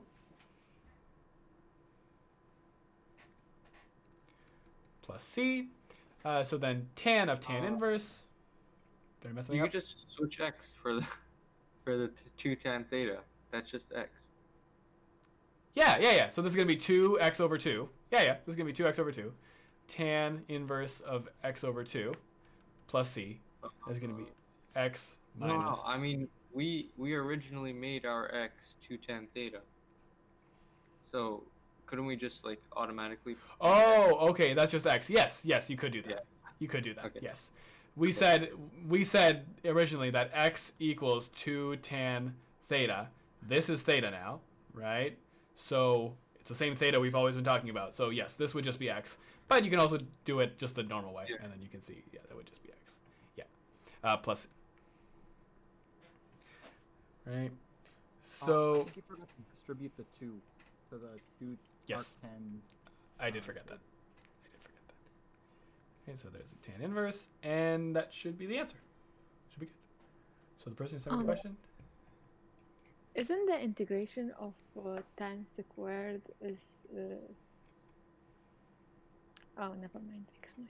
Good. Yeah, isn't the integration of tan squared is equal to the integration of secant squared minus 1, and then secant squared is secant is tan, I think, and then like you divide the integral and Yes. So you're saying if we integrate tan squared theta d theta, yes, tan squared theta. It's going to be secant squared theta minus 1. So the same identity, just remove the 1 to the other side. And then just divide the integral and integrate. Secant squared is tan. It's just tan theta minus theta. And that's just theta. Yeah, and that's pretty much what we did. We had there was a 2 in the front, 2 tan theta minus theta. Okay, thank you. We have the same thing there, right? So reduction formula, or you can just do it like this. This reduction formula, did they taught us, or Yes. is this something? No. This is part of it. Yeah. So the 2 that they have is secant to the n x dx and tan to the n x dx. Those are the 2 reduction formulas that they taught us. Thank you. And they're in my LaTeX document. Great, thank you. No problem.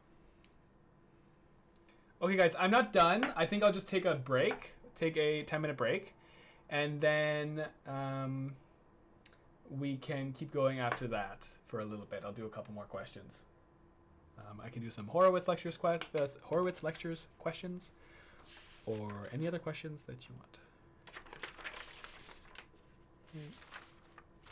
Yeah. Okay. So I will take a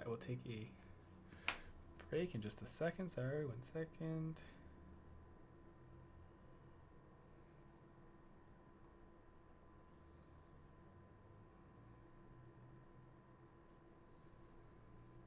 Okay. So yeah. So 10-minute break, guys. I'll put this here. I'll put my AFK screen, and I will be back at not 7:35. I will be back at 8:05. It's 8:06. Okay. Back in a bit, guys.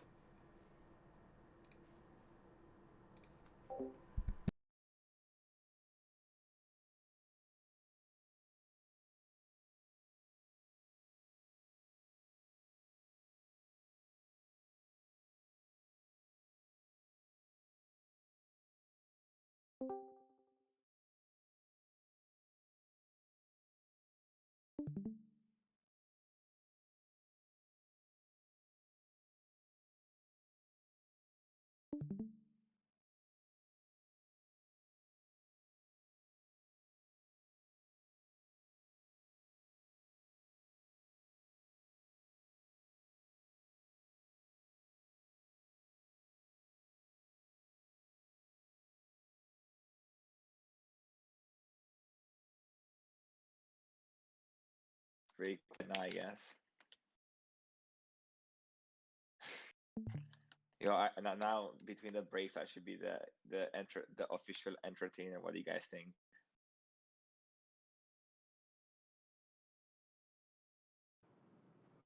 Yeah, the science is probably telling me to shut the fuck up. Can anyone even hear me?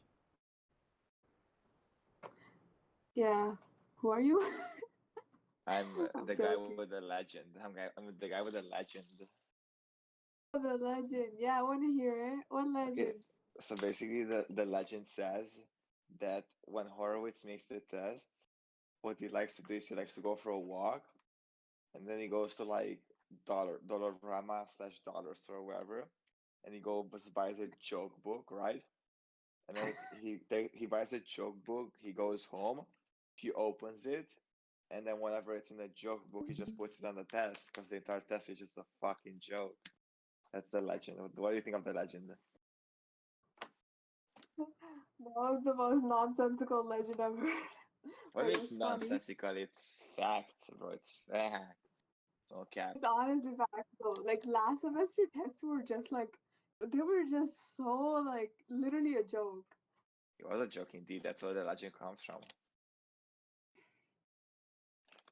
Yes. It's a nice legend. We should tell the next generations too. It Every should stay alive. generation. Next generation Ryan engineer.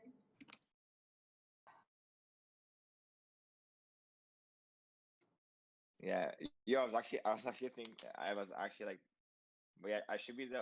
So wait, do you actually not know who I am, or like now you know who I am? Like I don't know who you are like as a person. I know your No one know. username. No one knows who they are as a person, though. That's the thing. It's not just me or you. Yeah. It's everyone. Yeah, I'm gonna do a face reveal. I know your voice. I'm actually gonna turn on the camera just cause, so you know who I am. Turning the What? You can't camera. even turn on the camera. Cap. I can't turn it on. I was about to turn it on just to flex, cause I'm dripping. Not kidding. I'm not dripping, but I can't even turn on my camera. It says I don't think nobody's here. Okay. exactly. That's why I wanted to turn it on, cause like no one's here. Yeah. Yo, So sometimes I you just turn can't on my play. camera randomly. Like sometimes I'm just bored in class. I'm like, bro, let me just turn on my camera on, and then I turn it on, and it's really nice. But it doesn't allow me. Well, now I know who you are, I guess. Wait, do you recognize me from class because I turned my camera on? No. Ah, okay. Because like I turned my What's camera. your name? Erwin. Oh yes. I kinda maybe I saw you like just for a second. I like don't look at people's videos, but then like your video flickered or something, so I just looked at it for a second. I guess I don't know your face still. Damn. It would be like that. Wait, so what engineering are you studying? I know it like I'm computer. Yeah, computers and stuff. My Yo, can Yeah. you code Minecraft for me? No. That's like nah, I can't. I've never played Minecraft properly. I'm not a gamer, so I don't play. Disrespect, bro. Not a gamer? Oh, I don't- bro. How can you be saying that type of stuff, bro? That's disrespect, bro. You're not a gamer? That's Yeah. what my brother says to me every day.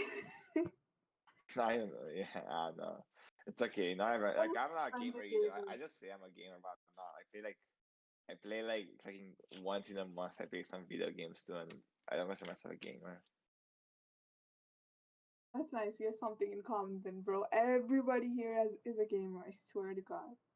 Yeah, except me. I'm a minority, not a gamer.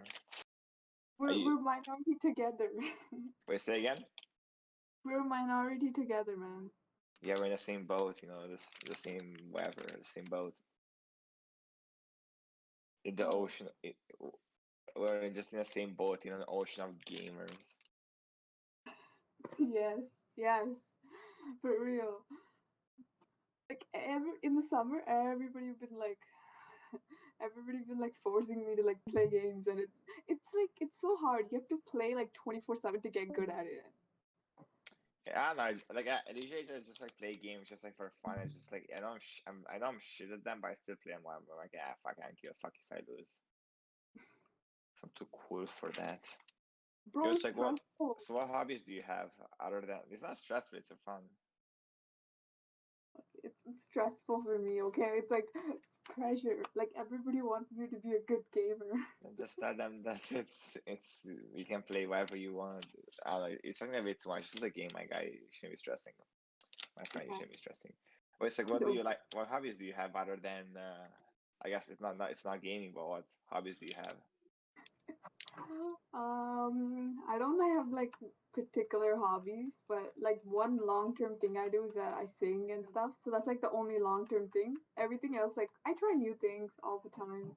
So Can you freestyle or not? can I what? Freestyle. Freestyle what singing? Yeah, like freestyle sing. Yeah, it's like usually for rap, but I guess it. Yeah, can you freestyle? No, I'm not making freestyle because there are many people, but that'd be pretty nice if you freestyled. Well, I don't rap, but like yeah, no, I'm not like a rap freestyler. I mean, you're a But like pops. I can sing. Yeah. If you actually, can you sing something? Like I don't know, some song. Actually, to be honest, I don't know many English songs. Well, what language or like do you speak? If like or what language do you listen to music in? I'm from India, right? So, Wait, I do you live speak. do you live there now or do you live in No, Canada? I live in Canada. Like wait, so are you like international or do you just live in Canada? Yeah, I live in Canada now. Yeah. Oh, nice, nice. I'm not. Not international in Ryerson. No, no, no, no, no. I live in Toronto. Oh, nice. I've I'm been here not. for some time. For how long? For like 8 years, 8 something. years? Maybe. Yeah. Oh, that's a long time. That's longer than I've been in Canada. How long have you been? Like almost 5, but like slightly less than 5. Oh, okay. Yeah, I don't know. I think I speak Like pretty close. good English. No, you're fine. Yeah. I'm from. Can you guess where I'm from? Like, it's probably hard, but like, just take a guess. Like I don't know. Like is if you're from Asia. Wait, okay, you think I'm from Asia? I don't know. I'm not saying yes or no. I'm saying so. You think I'm from Asia? You know, I don't know. No, no, like I'm curious. Like, okay, just say like what part? Like, say East Asia or North or whatever. Just like say Yeah, yeah, you sound East Asian. like Chinese. Yeah. That's it's Bro, not I'm that. going It's by not your that. voice and No, you it's fine. It's I fine. don't. Don't worry. Don't worry. I'm East European, like Oh. Romanian. Oh. You know where that is? Interesting. No. Okay, so So you know like Russia? Yeah. You know Ukraine? Yeah. So it's like beside Ukraine, closer to like west of Ukraine, kind of. Okay, I see. But yeah, East European. Not many people are from Eastern Europe in this program, but bro, I chose this program because I like the program. I didn't choose this program because there are many East Europeans in there. Like Yeah. I genuinely do. Like I actually kind of like it that people in my program, on average, they're not like from my home country or they're not from like my part of the world. Because in that way, it's like a learning experience. Because if everyone was from Romania in this program, then it would be kind of nice, but still get kind of boring quickly. But like whenever I meet someone who's like not from Romania or like not to say who's not from like I guess my part of the world, it's just kind of nice to hear like about their country and just like learn about their country. Like it's kind of nice. Yeah, you're gonna meet a lot of people here. There's like a lot of different cities here. In Canada or in engineering, or both. Both, I guess. Yeah, especially in Ryerson, I meant. In Ryerson and in Toronto in general. Yeah. Yeah, Toronto's pretty multicultural. Yeah, I think Adam's gonna be back any minute. Yeah, but he can tell me to be quiet. He can be like, "Yo, kid, just be quiet. We don't care. We don't care about you." No, I'm kidding. Now I can just tell me when he wants to like start doing his like lecturing, so I can like be quiet. But yeah, until then, I don't see any problem. You feel me? Yeah.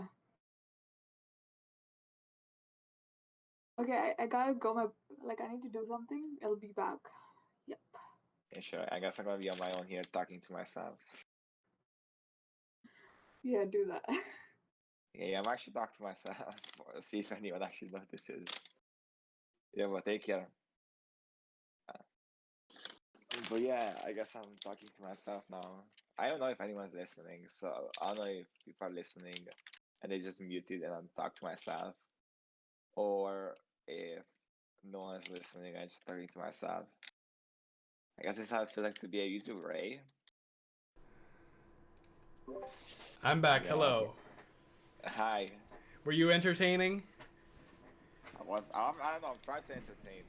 Maybe that's my special talent, Adam. What do you think? Yeah. Very Yeah, the entertaining. math guy, I'm Very. the You're the entertainer. entertainer. Yeah, I'm the Well, entertainer.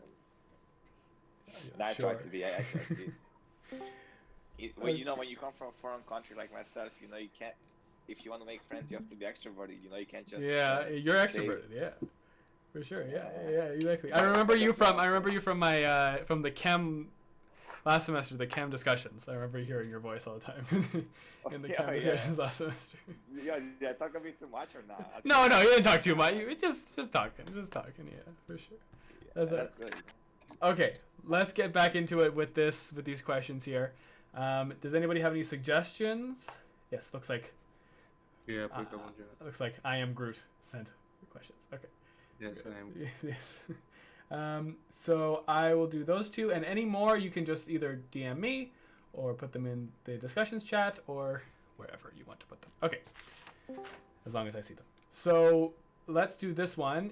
One's an indefinite, one's a definite integral. So let's give it a try. So the indefinite one is the integral of cos x square root of 9 plus 25 sine squared x dx. Yeah. Okay. So now from here, let's we can do a u sub right off the bat. I can just say u equals sine x, du equals cos x dx, right? Because I have a cos x dx, right? So I can say this is the integral of the square root of, and I'll write them as squared, 3 squared plus 5 squared u squared du. Okay, so now from here, if I want to integrate this, well, should I still do? Yeah, I'll still do it. I can rewrite this, right? I can rewrite this as this is 5 squared, so I can rewrite this as the integral of 3 squared plus 5u squared, right, du. And now I would do another sub. I could do I don't know if it's necessary, but I'll say v equals 5u, dv equals 5 du. So 1/5, I think it is necessary, square root of 3 squared plus v squared dv. Okay.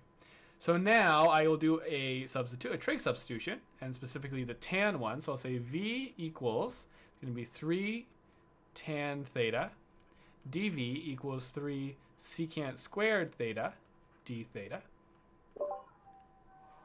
How'd you get rid of 5? Can you scroll up a bit, please? Yeah, because it's I said v is 5u.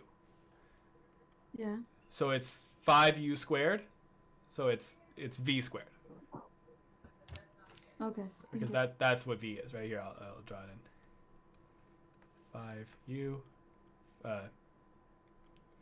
5u v like that. Okay. So now I did the trig sub, so I can say this is 1/5 times the integral of the square root of, yes, we're good. So this is going to be 3 squared times, 3 squared plus 3 squared tan squared theta. And dv is 3 secant squared theta d theta. So this is going to be 1/5 the integral. I'm going to take out that 3 squared. It's going to become a 3, right? So it's going to be 3.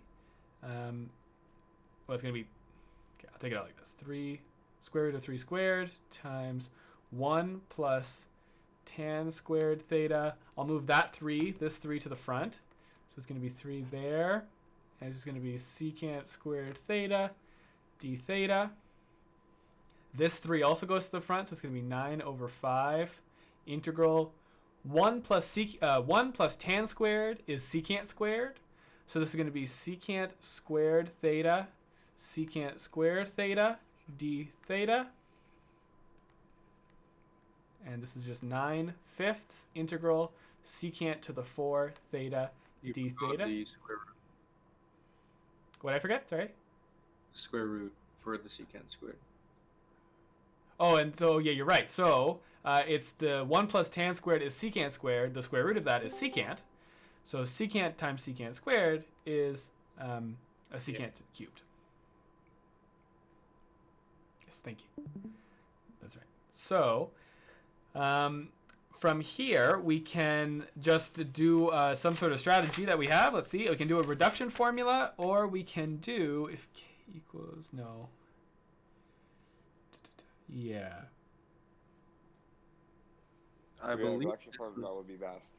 Yeah, reduction formula is best. There is a way to do this, and then you can memorize it, which was like you split it into secant squared and secant just normal. And then it's just, you memorize it as, I believe, ln secant x tan x, and then ln secant x plus tan x over 2. And like, that's the whole thing. Yeah, let's try it. I wrote it wrong here. Okay, let's try it here. Yeah, it probably will be the same thing as the reduction formula, but let's see. So, if I split that up, I know this line just skips to that, so it's not a good use of writing, but it's fine. So this is going to be 1 plus tan squared theta times secant theta d theta. And no, you keep the other line, and then you just do integration by parts. Oh, you just do integration by parts. Oh, okay, yeah, that makes sense. Yeah. Okay. Oh yeah, I forgot about integration by parts for a second. Okay, so yeah, so we can choose our thing. So it's going to be, I'll say u equals secant theta, dv equals secant squared theta, du equals secant theta tan theta, secant theta tan theta. I think that's the derivative. Yeah. V equals tan theta. Sorry, I should say d theta here. So this is going to be 9 over 5 times uv secant theta tan theta minus the integral of v du. So tan squared theta secant theta d theta. Okay. Now we have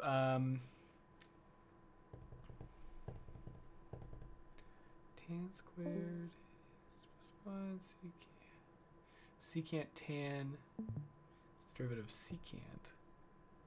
We don't have a secant there. So 9/5 secant theta tan theta minus 9/5 integral. And well, do we just have a strategy for tan squared secant? I mean, or just tan secant? That becomes secant squared minus 1 times, like, grouped up, and then you time that by secant squared, or secant theta. Oh, okay. This would be secant squared minus 1. Yeah, let me just see quickly, what would it be if I were to do the case? So this is tan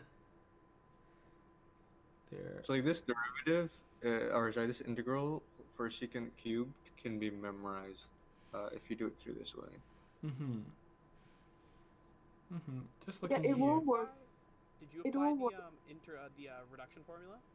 No, we didn't do reduction formula. We're just doing it by integration by parts. Okay. And then just by... It's the same as the reduction formula. It is the same as the reduction formula. The reduction formula just does this. Yeah, so it's up to you really. Yeah, no. I'm gonna do it. I'm looking at my 3.2 sheet, and I'm just looking at, if I were to just look at this as like a case, right? So the case is specifically the exponent on tan is even and secant is odd, right? It's 1 and 2. So the k, that's not it. J is greater than 0. sorry. Factor out of 10 When and a you sec. you change tan squared to secant squared minus 1, and then you multiply it, so it will be secant theta to the power of 3 minus secant theta, and then it will be the same as secant theta to the power of 3 on the other side. So you will add it to both left and right sides, so it will cancel on the right side, and you will get 2 integral secant or 3 on the left side. And yeah, and you'll be left with like just one integral of secant theta, and then you just do that, and then divide everything by 2, and you get your answer. Yeah, I see. So just this integral, like just this part right here. This is what you're talking about. Just doing So that. Yeah. So you change that to the Yeah. secant squared minus 1.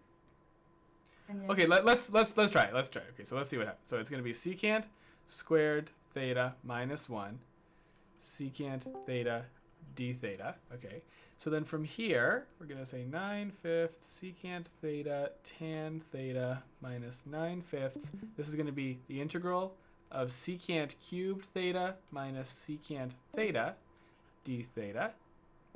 Okay, well, I can separate this out, so 9/5 secant theta tan theta minus 9/5 integral of secant cubed theta minus 9/5 integral secant theta d theta. So didn't we just like go in a circle now, or? Kind of, yes. But that's kind of also the point, because now we have this is equal to this, so 9/5 secant, so 9/5 secant, integral of secant cubed theta d theta is equal to this whole thing, right? Is equal to this whole thing, like that. So we can just add secant cubed theta, the integral of secant cubed theta to both sides. Add integral secant cubed, add 9/5 integral secant cubed theta d theta to both sides. Can we cancel 9/5? Yes, we can. Just asking, yeah. Yeah, we can. We can cancel 9/5, so we can just add secant cubed theta d theta to both sides here. There we go, I understand. Yeah, okay. And so then also added here, of course, so integral secant cubed theta d theta. So we have 2 times the integral secant cubed theta d theta equals secant theta tan theta. Write that better. Secant theta tan theta minus integral of secant theta d theta, which I'm pretty sure is exactly what we would have gotten if we used the reduction formula. I mean, definitely is what we would have gotten if we used the reduction formula. Yes. But that's okay. We're seeing how it comes here, right? So that's how it comes here. Then we need now to figure out what the integral of secant theta is. The integral of secant theta is ln absolute value. Yep. Here, 2 integral secant cubed theta d theta equals secant theta tan theta minus ln absolute value secant theta plus tan theta. No, plus c. Oh, no, plus c. And now we just divide everything by 2. So integral of secant cubed theta d theta is 1/2 secant theta tan theta minus 1/2 ln absolute value secant theta plus tan theta plus c. And there we go. So that's the integral of, that's the reason this works is because we're here, right? All of this is equal. There's an equal sign at the beginning of all this stuff. So it's all equivalent. We're not changing anything. So we actually just do that. We make it equal to that. So then we say here, keep going from here, right? And now we can just keep going like normal, right? So our theta, so this was just a tough integral because of this step here, right? Because of having to integrate like this. Because of having to integrate this, I mean, sorry. Having to integrate secant cubed.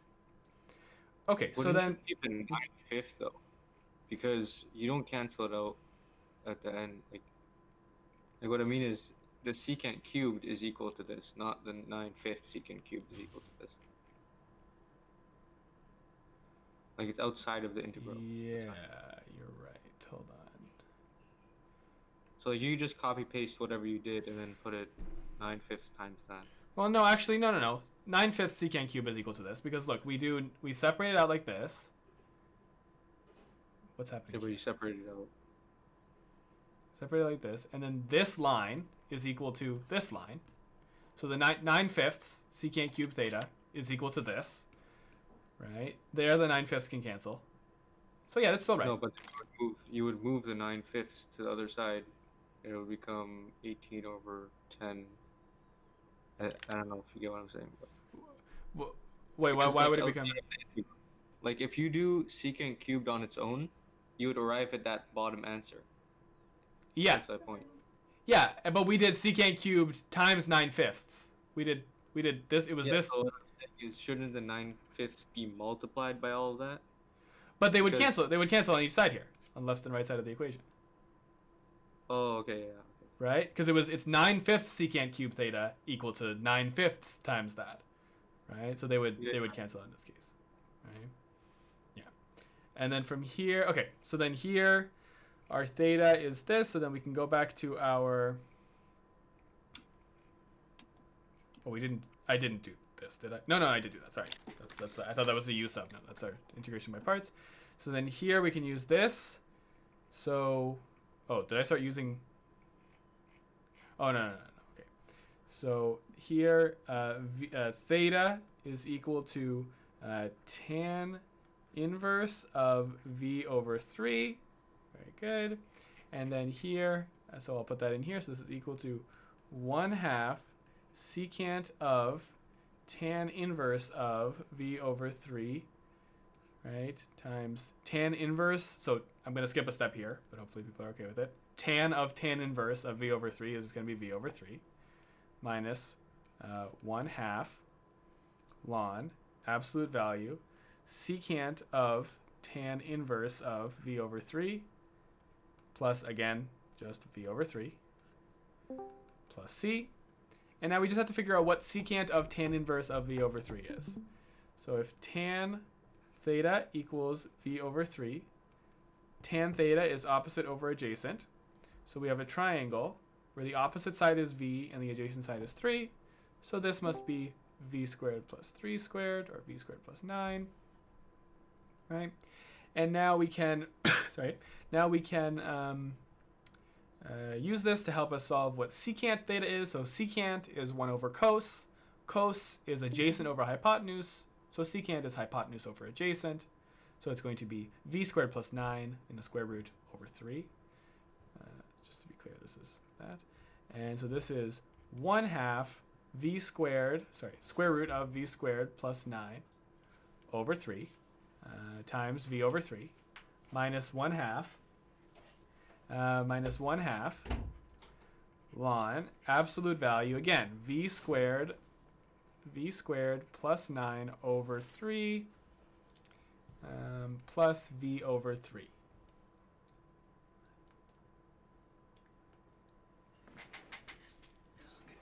What? Okay, I'll keep going. Okay. So plus c at the end here, and now I will just simplify this, right? So it's going to be v squared plus 9, v squared plus 9 over 9 times, so 8 over 18 minus 1/2 ln absolute value. Again, I can just take this 1/3 out because I explained it before, right? You're multiplying by 1/3, so ln of AB. I was fixing my computer. Ln of AB equals ln of A plus ln of B, right? And so ln of 1/3 times that is going to be ln of that times 1/3. Ln of that plus ln of 1/3. And so then it's going to be ln of 1/3 plus c. That's just a constant. So you can just mesh that together. And so then this is just going to be ln of v squared plus 9 plus v plus c. Now, what's v? V is 5u. So it's going to be 5u 25u squared plus 9 over 18 minus 1/2 ln absolute value square root 25u squared plus 9 plus 5u plus c. And then now I will plug in u. So u was sine x. So it will be 5 over 18 doesn't simplify. So 5 sine x square root of 25 sine squared x plus 9 over 18 minus 1/2 ln absolute value square root of 25 sine squared x plus 9 plus 5 sine x plus c. And that should be the answer. Is it? Yeah. So The lab says it's wrong, but I don't know if that's right. it is Okay. wrong because you took the issue was you took out the 9/5, which I told you from before. So it is 9/10 at the end, not 1/2. That's the only difference? That's the only difference? Is that? Well, not really. There's another difference, which is the beginning is I think it might just be your constant, but the beginning is sine x times the square root of 9 plus 25 sine squared x over 2. Over 2? So, So you multiply by yeah. 6. The 5 still there? So I think this has to do with you taking out the 9/5, but yeah, it's the right idea. Because if you took out the 9/5, then you kind of screwed up the square, like the cube secant. Because like if you multiply 9/5, the inverse of that, by 5 over 18, it would become 1/2. If you get what I'm saying. 9. Wait, is this from the textbook? No, it's from a website. But yeah. And this So fraction is 9 9/10. tenths? Yeah. Oh, so it is off by 9. It is off by that. Yeah, so it's fine. I think. But why? It still doesn't Because, look, seem like. Mhm. I know why. This is what I was trying to explain earlier, but I think I just confused myself. So, the integral of secant cubed, I had a discussion, I believe, in homework help before. It was a bit up, but like the integral of secant cubed, we can memorize it as secant x tan x plus ln secant x plus tan x over 2. So that's just the integral of secant cubed. So 9/5 is multiplied by all of that. Yeah. Yeah. So that's why, like, I was asking about it before. So it does. Oh technically in this yeah, example, it yeah, cancels, but it yeah. doesn't Okay, actually- that doesn't. Yeah. Okay, I was thinking wrong there. Yeah, I see. So we calculated this, right? I'm adding a 9/5 because that's what the actual question is. I'm doing that on purpose. I'm adding the 9/5. So the 9/5 has to stay. Yeah. Yeah. The So 9/5 at the end, you can. I mean, I don't know if you're gonna post these later, but if you like, we all know in this PC, you just switch the 5 over 18, and you Well, just multiply by that- 9/5. You just multiply Yeah. by 9/5. That's all it is, right? the whole So thing.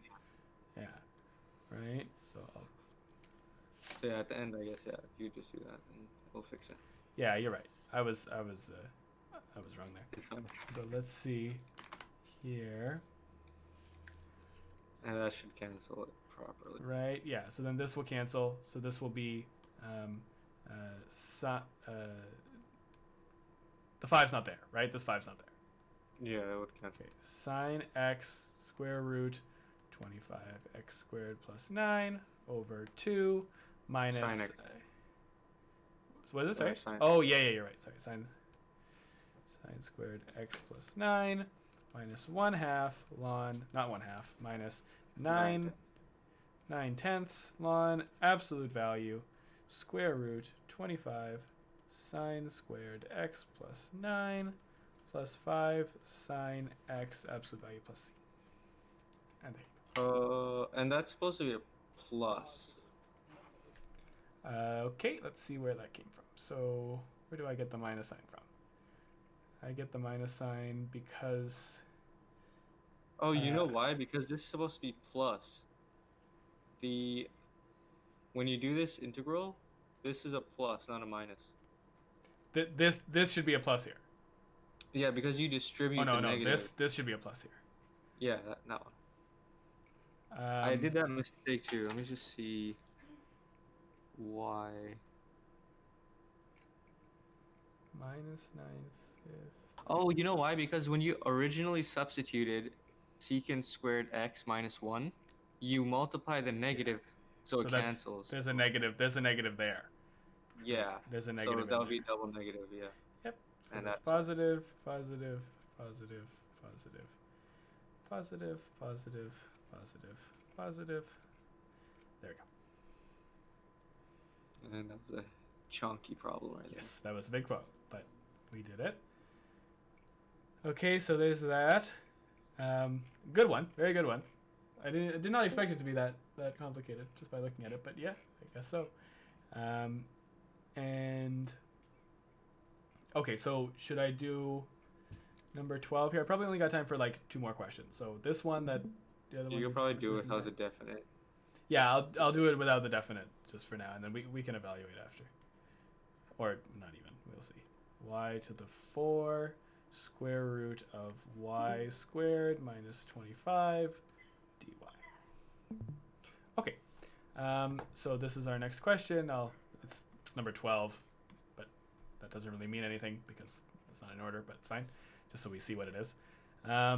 So this is going to be a, what kind of substitution? It's going to be a secant substitution, the first secant substitution that we have, right? So I'll move the 2 to the front.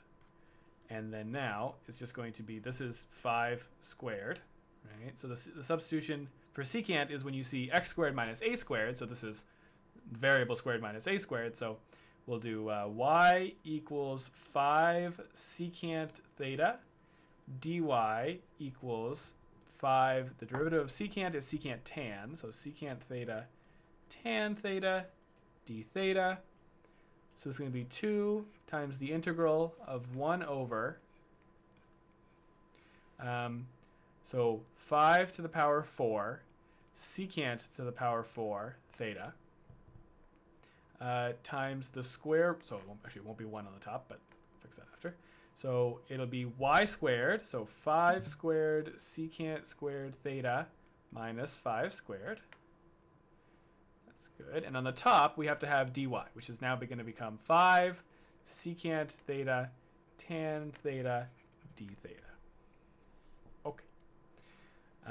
One of these 5s will cancel with that. And I can bring the 5 cubed out to the front. And secant as well. And one of the secants will cancel. Yes.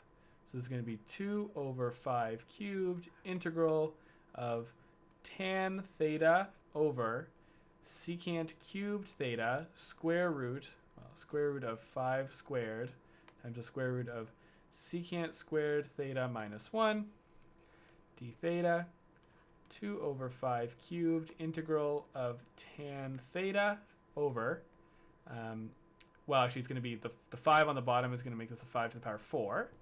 And this is going to be a secant cubed theta. Now, secant squared minus 1 is tan squared. Square root of tan squared is tan. Tan theta, d theta. These will cancel. 2 over 5 to the 4 integral of 1 over secant cubed theta d theta. 1 over secant cubed. That's to the 4. 1 over secant cubed is going to be cos to the 3 theta d theta. And now we have to integrate cos cubed theta d theta. We can use a reduction formula, or we can use we can split this into the cos squared and the cos. Cos squared is 1 minus sine squared, right? I'll leave it without thetas. So this integral can become 2 over 5 to the 4 integral 1 minus sine squared theta cos theta d theta. I can just make a u sub now. U equals sine squared theta, sorry, or just sine theta. And du equals cos theta d theta. I have a cos theta d theta right there. So 2 over 5 to the 4 integral 1 minus sine squared theta, sorry, 1 minus u squared du, right? And then 2 over 5 to the 4 integral, well, I can just integrate now, so it's going to be u minus u cubed over 3, or 1/3 u cubed, plus c. Okay, and then from here we can just sub back in our u. So sine theta, 2 over 5 to the 4 sine theta minus 1/3 sine cubed theta plus c. And now we have to make our theta substitution. So theta equals secant inverse of y over 5. 2 over 5 to the 4 sine of secant inverse of y over 5, was it? Here. Over 5 minus 1/3 sine of secant inverse of y over 5 cubed, like that. Should be right. Close, close, close, close. Yeah, that's good. And this should have another bracket like that. Okay, so now we have to figure out what sine of secant inverse y over 5. So we have secant theta equals y over 5.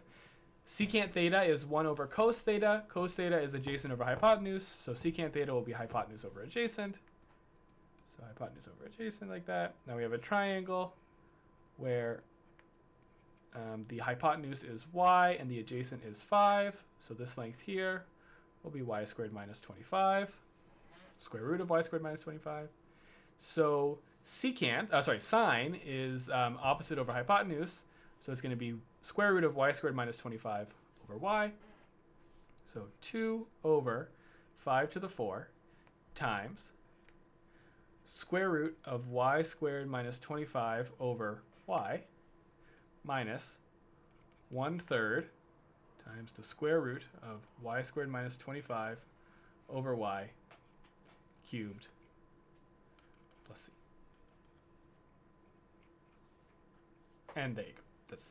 I can simplify, but okay, I'll simplify, I guess.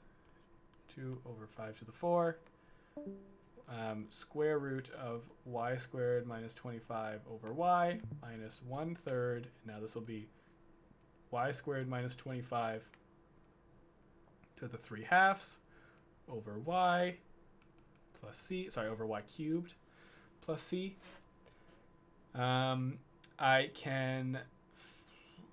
I can do other stuff, but why would I really? I mean, I don't. Okay. You could have just factored out the giant fraction, and then you would have the square root cancel out, and just the y squared on the denominator. You mean factor out this radical thing here, right? This thing? Yeah, like the whole thing, and you would have combined it with the 2 over 5 to the 4th. Yeah. No, I can, and then this would become 2 over 2 here. Yeah. What you're saying. Yeah. I can do that next, but okay. It doesn't really I don't know if it'll actually simplify it. Like it'll get rid of 1 square root. It will, but I don't know what it'll do past that. Yeah, it's not really helpful unless you did the definite integral. Yes, exactly. Right. So there we go. That's the indefinite integral. Right. In fact, the definite probably would have been easier because when you did the u sub, you would have changed the bounds, and you would have kept it in form. Yeah, that's true. That's true. Actually, you wouldn't have to substitute back. Yeah, that's fine. That's true. Actually, you could have just evaluated here. Yeah. Yeah. So. So well, actually, so I guess here, not next up, but still, that's still simpler. Okay, so there's that question. Any other ones? Probably have time for one more question. And that'll be it for today. Find one, bro. See if you can find one. Chunky boy right here. Yeah, this might be a complete the square one.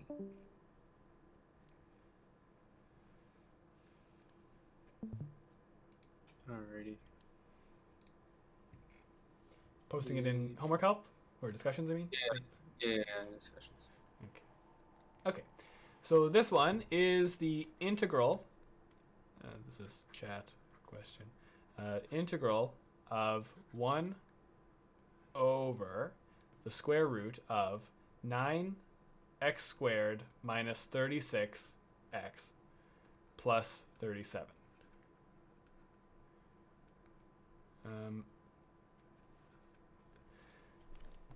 Well, I notice,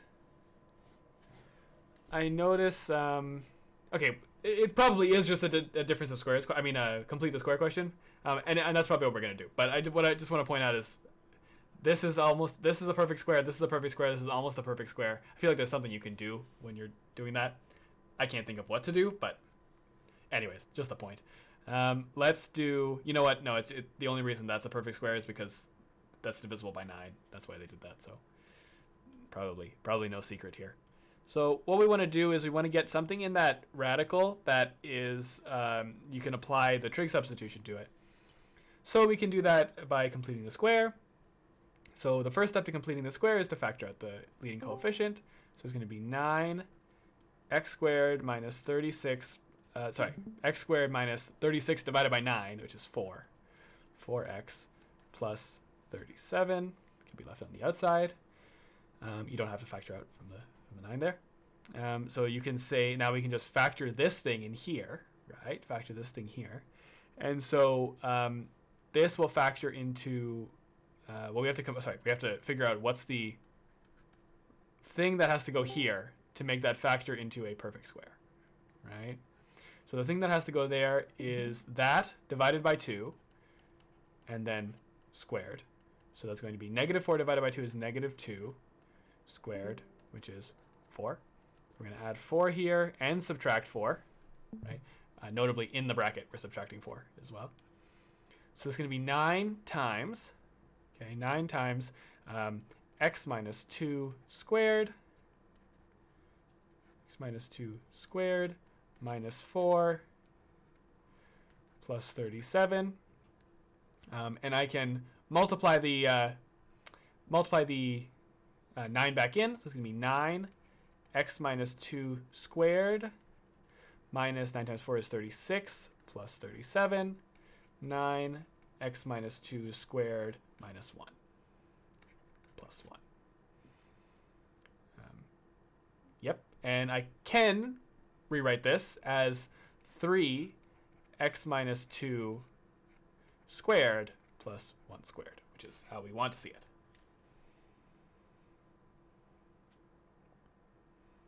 Yeah. And I guess I can multiply it in, actually. So I can say 3x minus 6 squared plus 1. Plus 1 squared. Which is fine. Okay, so we're going to use that now. This is going to be the integral of 1 over the square root of this thing.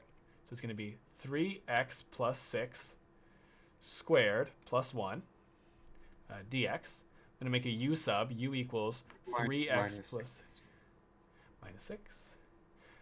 U sub, thank you. U equals 3x plus 6. So du equals 3 dx. So it's going to be 1/3 integral 1 over square root of u squared plus 1 squared du. Okay, now we can just apply the tan trig substitution. So the tan trig substitution is that u equals 1 tan theta, right? So du, actually I'll do it in a different color, du equals the derivative of tan is secant squared theta d theta. Okay, so it's going to be 1/3 integral 1 over, this is just an identity. think it is, yeah. Wasn't that tan inverse? No Or- square root. No square root for tan inverse. Oh, right. Is that Okay, yeah, true? then Hold on, wait a second. not- Actually, No, it's not. It's not. There's no yeah, identity. The square root. the no square identity. root, Okay. Yeah, it would have been tan squared. But Looks like it should. Looks like it should be, but yeah, I guess it's just nothing. it's Oh, sorry. The square root is the sine or cos inverse, but they have a minus, so yeah. That's Yeah, correct. it's yeah, exactly. Okay, so then this would just have to go with this. So it's going to be the square root. Sorry, not 1 over. It's going to be the square root of u squared. So tan squared plus 1. Tan squared plus 1 over secant squared theta d theta. Okay, so it's going to be 1/3 integral. So secant theta on top. Tan squared plus 1 is secant squared. Square root of secant squared is secant. So d theta. This will cancel with the square. So it'll be 1/3 integral secant theta d theta. And finally, the integral of secant theta is ln absolute value secant theta plus tan theta plus c.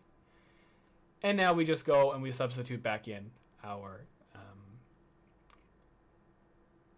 theta here, which is that theta equals tan inverse u. So we do 1/3 ln absolute value secant of tan inverse u plus c. Tan inverse of tan inverse. It's just u. Okay, so now we got to figure out what secant of tan inverse of u is. So if tan theta equals u over 1, tan theta is opposite over adjacent. So we have a triangle where the opposite side is u and the adjacent is 1. So our hypotenuse is going to be u squared plus 1. Right? Secant is 1 over cosine. Cosine is adjacent over hypotenuse, so secant is hypotenuse over adjacent. So it's going to be 1/3 ln absolute value hypotenuse over adjacent. So it's just u plus u absolute value plus c. And this will be hypotenuse is a square root. I don't know what I'm. Yep, you're right. Sorry, I said hypotenuse. I looked at the wrong one. Yes. Yeah. That would have simplified too much. So this is u squared plus 1 over 1. Hypotenuse over adjacent. U squared plus 1 over 1 plus u plus c. So 1/3 ln absolute value. I got to put the u back in now. So u was 3x plus 6.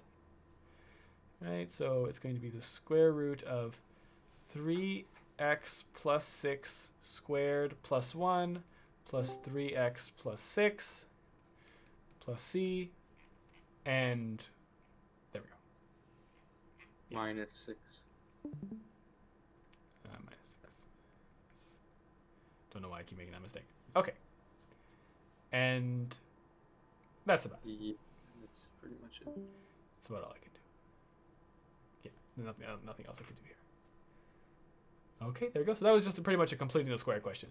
In fact, it was kind of a tricky completing the square question because you could overcomplicate it for yourself very easily by like dividing the 37 by 9 and forgetting to multiply everything back in properly so you can get a square here, and you can easily complicate, but if you do it right, it'll work.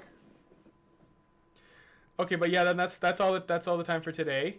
That's our session. So how does everybody feel for the test tomorrow? Scared as always. Scared? Yeah, by the way, if you want to do more stupid questions, just go here. That's where I usually get them. That's where you get them? I'm gonna look They're at it. they're like beefed up textbook questions, basically. Yeah. Let's see. Oh, okay, so from Paul's online notes? Oh, it's so good. Oh, you know what? Actually, I actually looked up this website before this. I only looked at the first couple, but this is where you got, there's that one. Right? Yeah. Good. Well, I'll definitely keep this in mind. That are like, There's more? there's so many. This one I know too, but there's like another one which is also good. I can't Yeah. find it right. Okay, well, if you find it, put it in the chat, yeah. Here, how about quickly I'll just fix the, I'll fix the calculus. I'll just add. There's that identity missing from the document. I'll quickly fix that here. So I want to add an identity. I gotta move all the numbers up. Okay, I'll just stick it at the end. Sorry, I'll just stick it at the end here. I don't have a number 11, do I? No. Where is that? 3.2.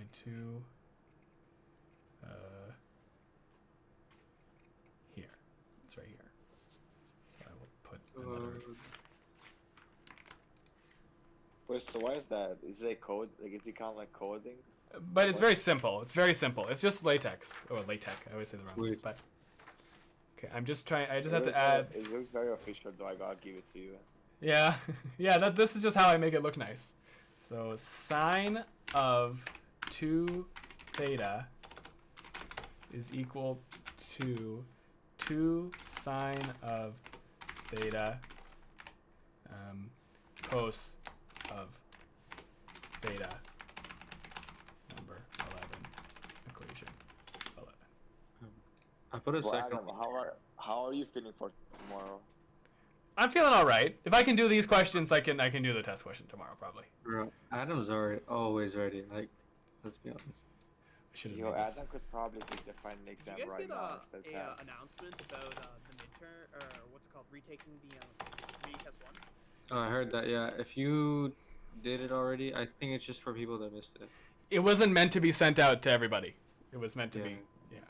Okay, you know what? I don't like this is at the end. I'll Updated that though and told us at least. Yes, I would have thought so I too. think it was just for people who missed it. I think Yeah, it was I figured, but because I think Josh might have sent something in announcements about that. Yeah. This is number. anyways, thank you guys a bunch. It was great. Yes, no problem. No problem. Hopefully everything goes well for you tomorrow. I'll just fix this document and then that'll be it for today. Just gonna fix the numbers. Cool. All right, Yo, good luck, Issa, guys. how are you doing? I'm good. How are you? Bro, tired. Well, School I guess I gets me don't have to tired. do this. Gotta do the mech lab. By the way, anyone else that's in this VC, I sent another link in chat. There's like more questions in there, and it also has some of the formulas that Adam has.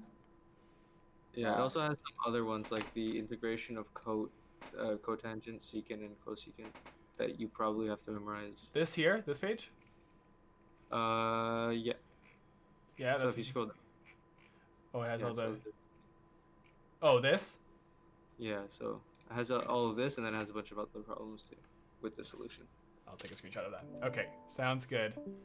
Thank you for that. Okay, did any other identity I should add to this, or is that good? Let me take a look. I think you're good. Yeah. Looks pretty fine to me. Okay, then I'll just download this again. Wait. Do you think you should add where it's like cos 2x is sine squared, or like cos squared minus sine squared? Cos Or 2x is is... none of them- Oh, that's There's true. like There one is more. another one.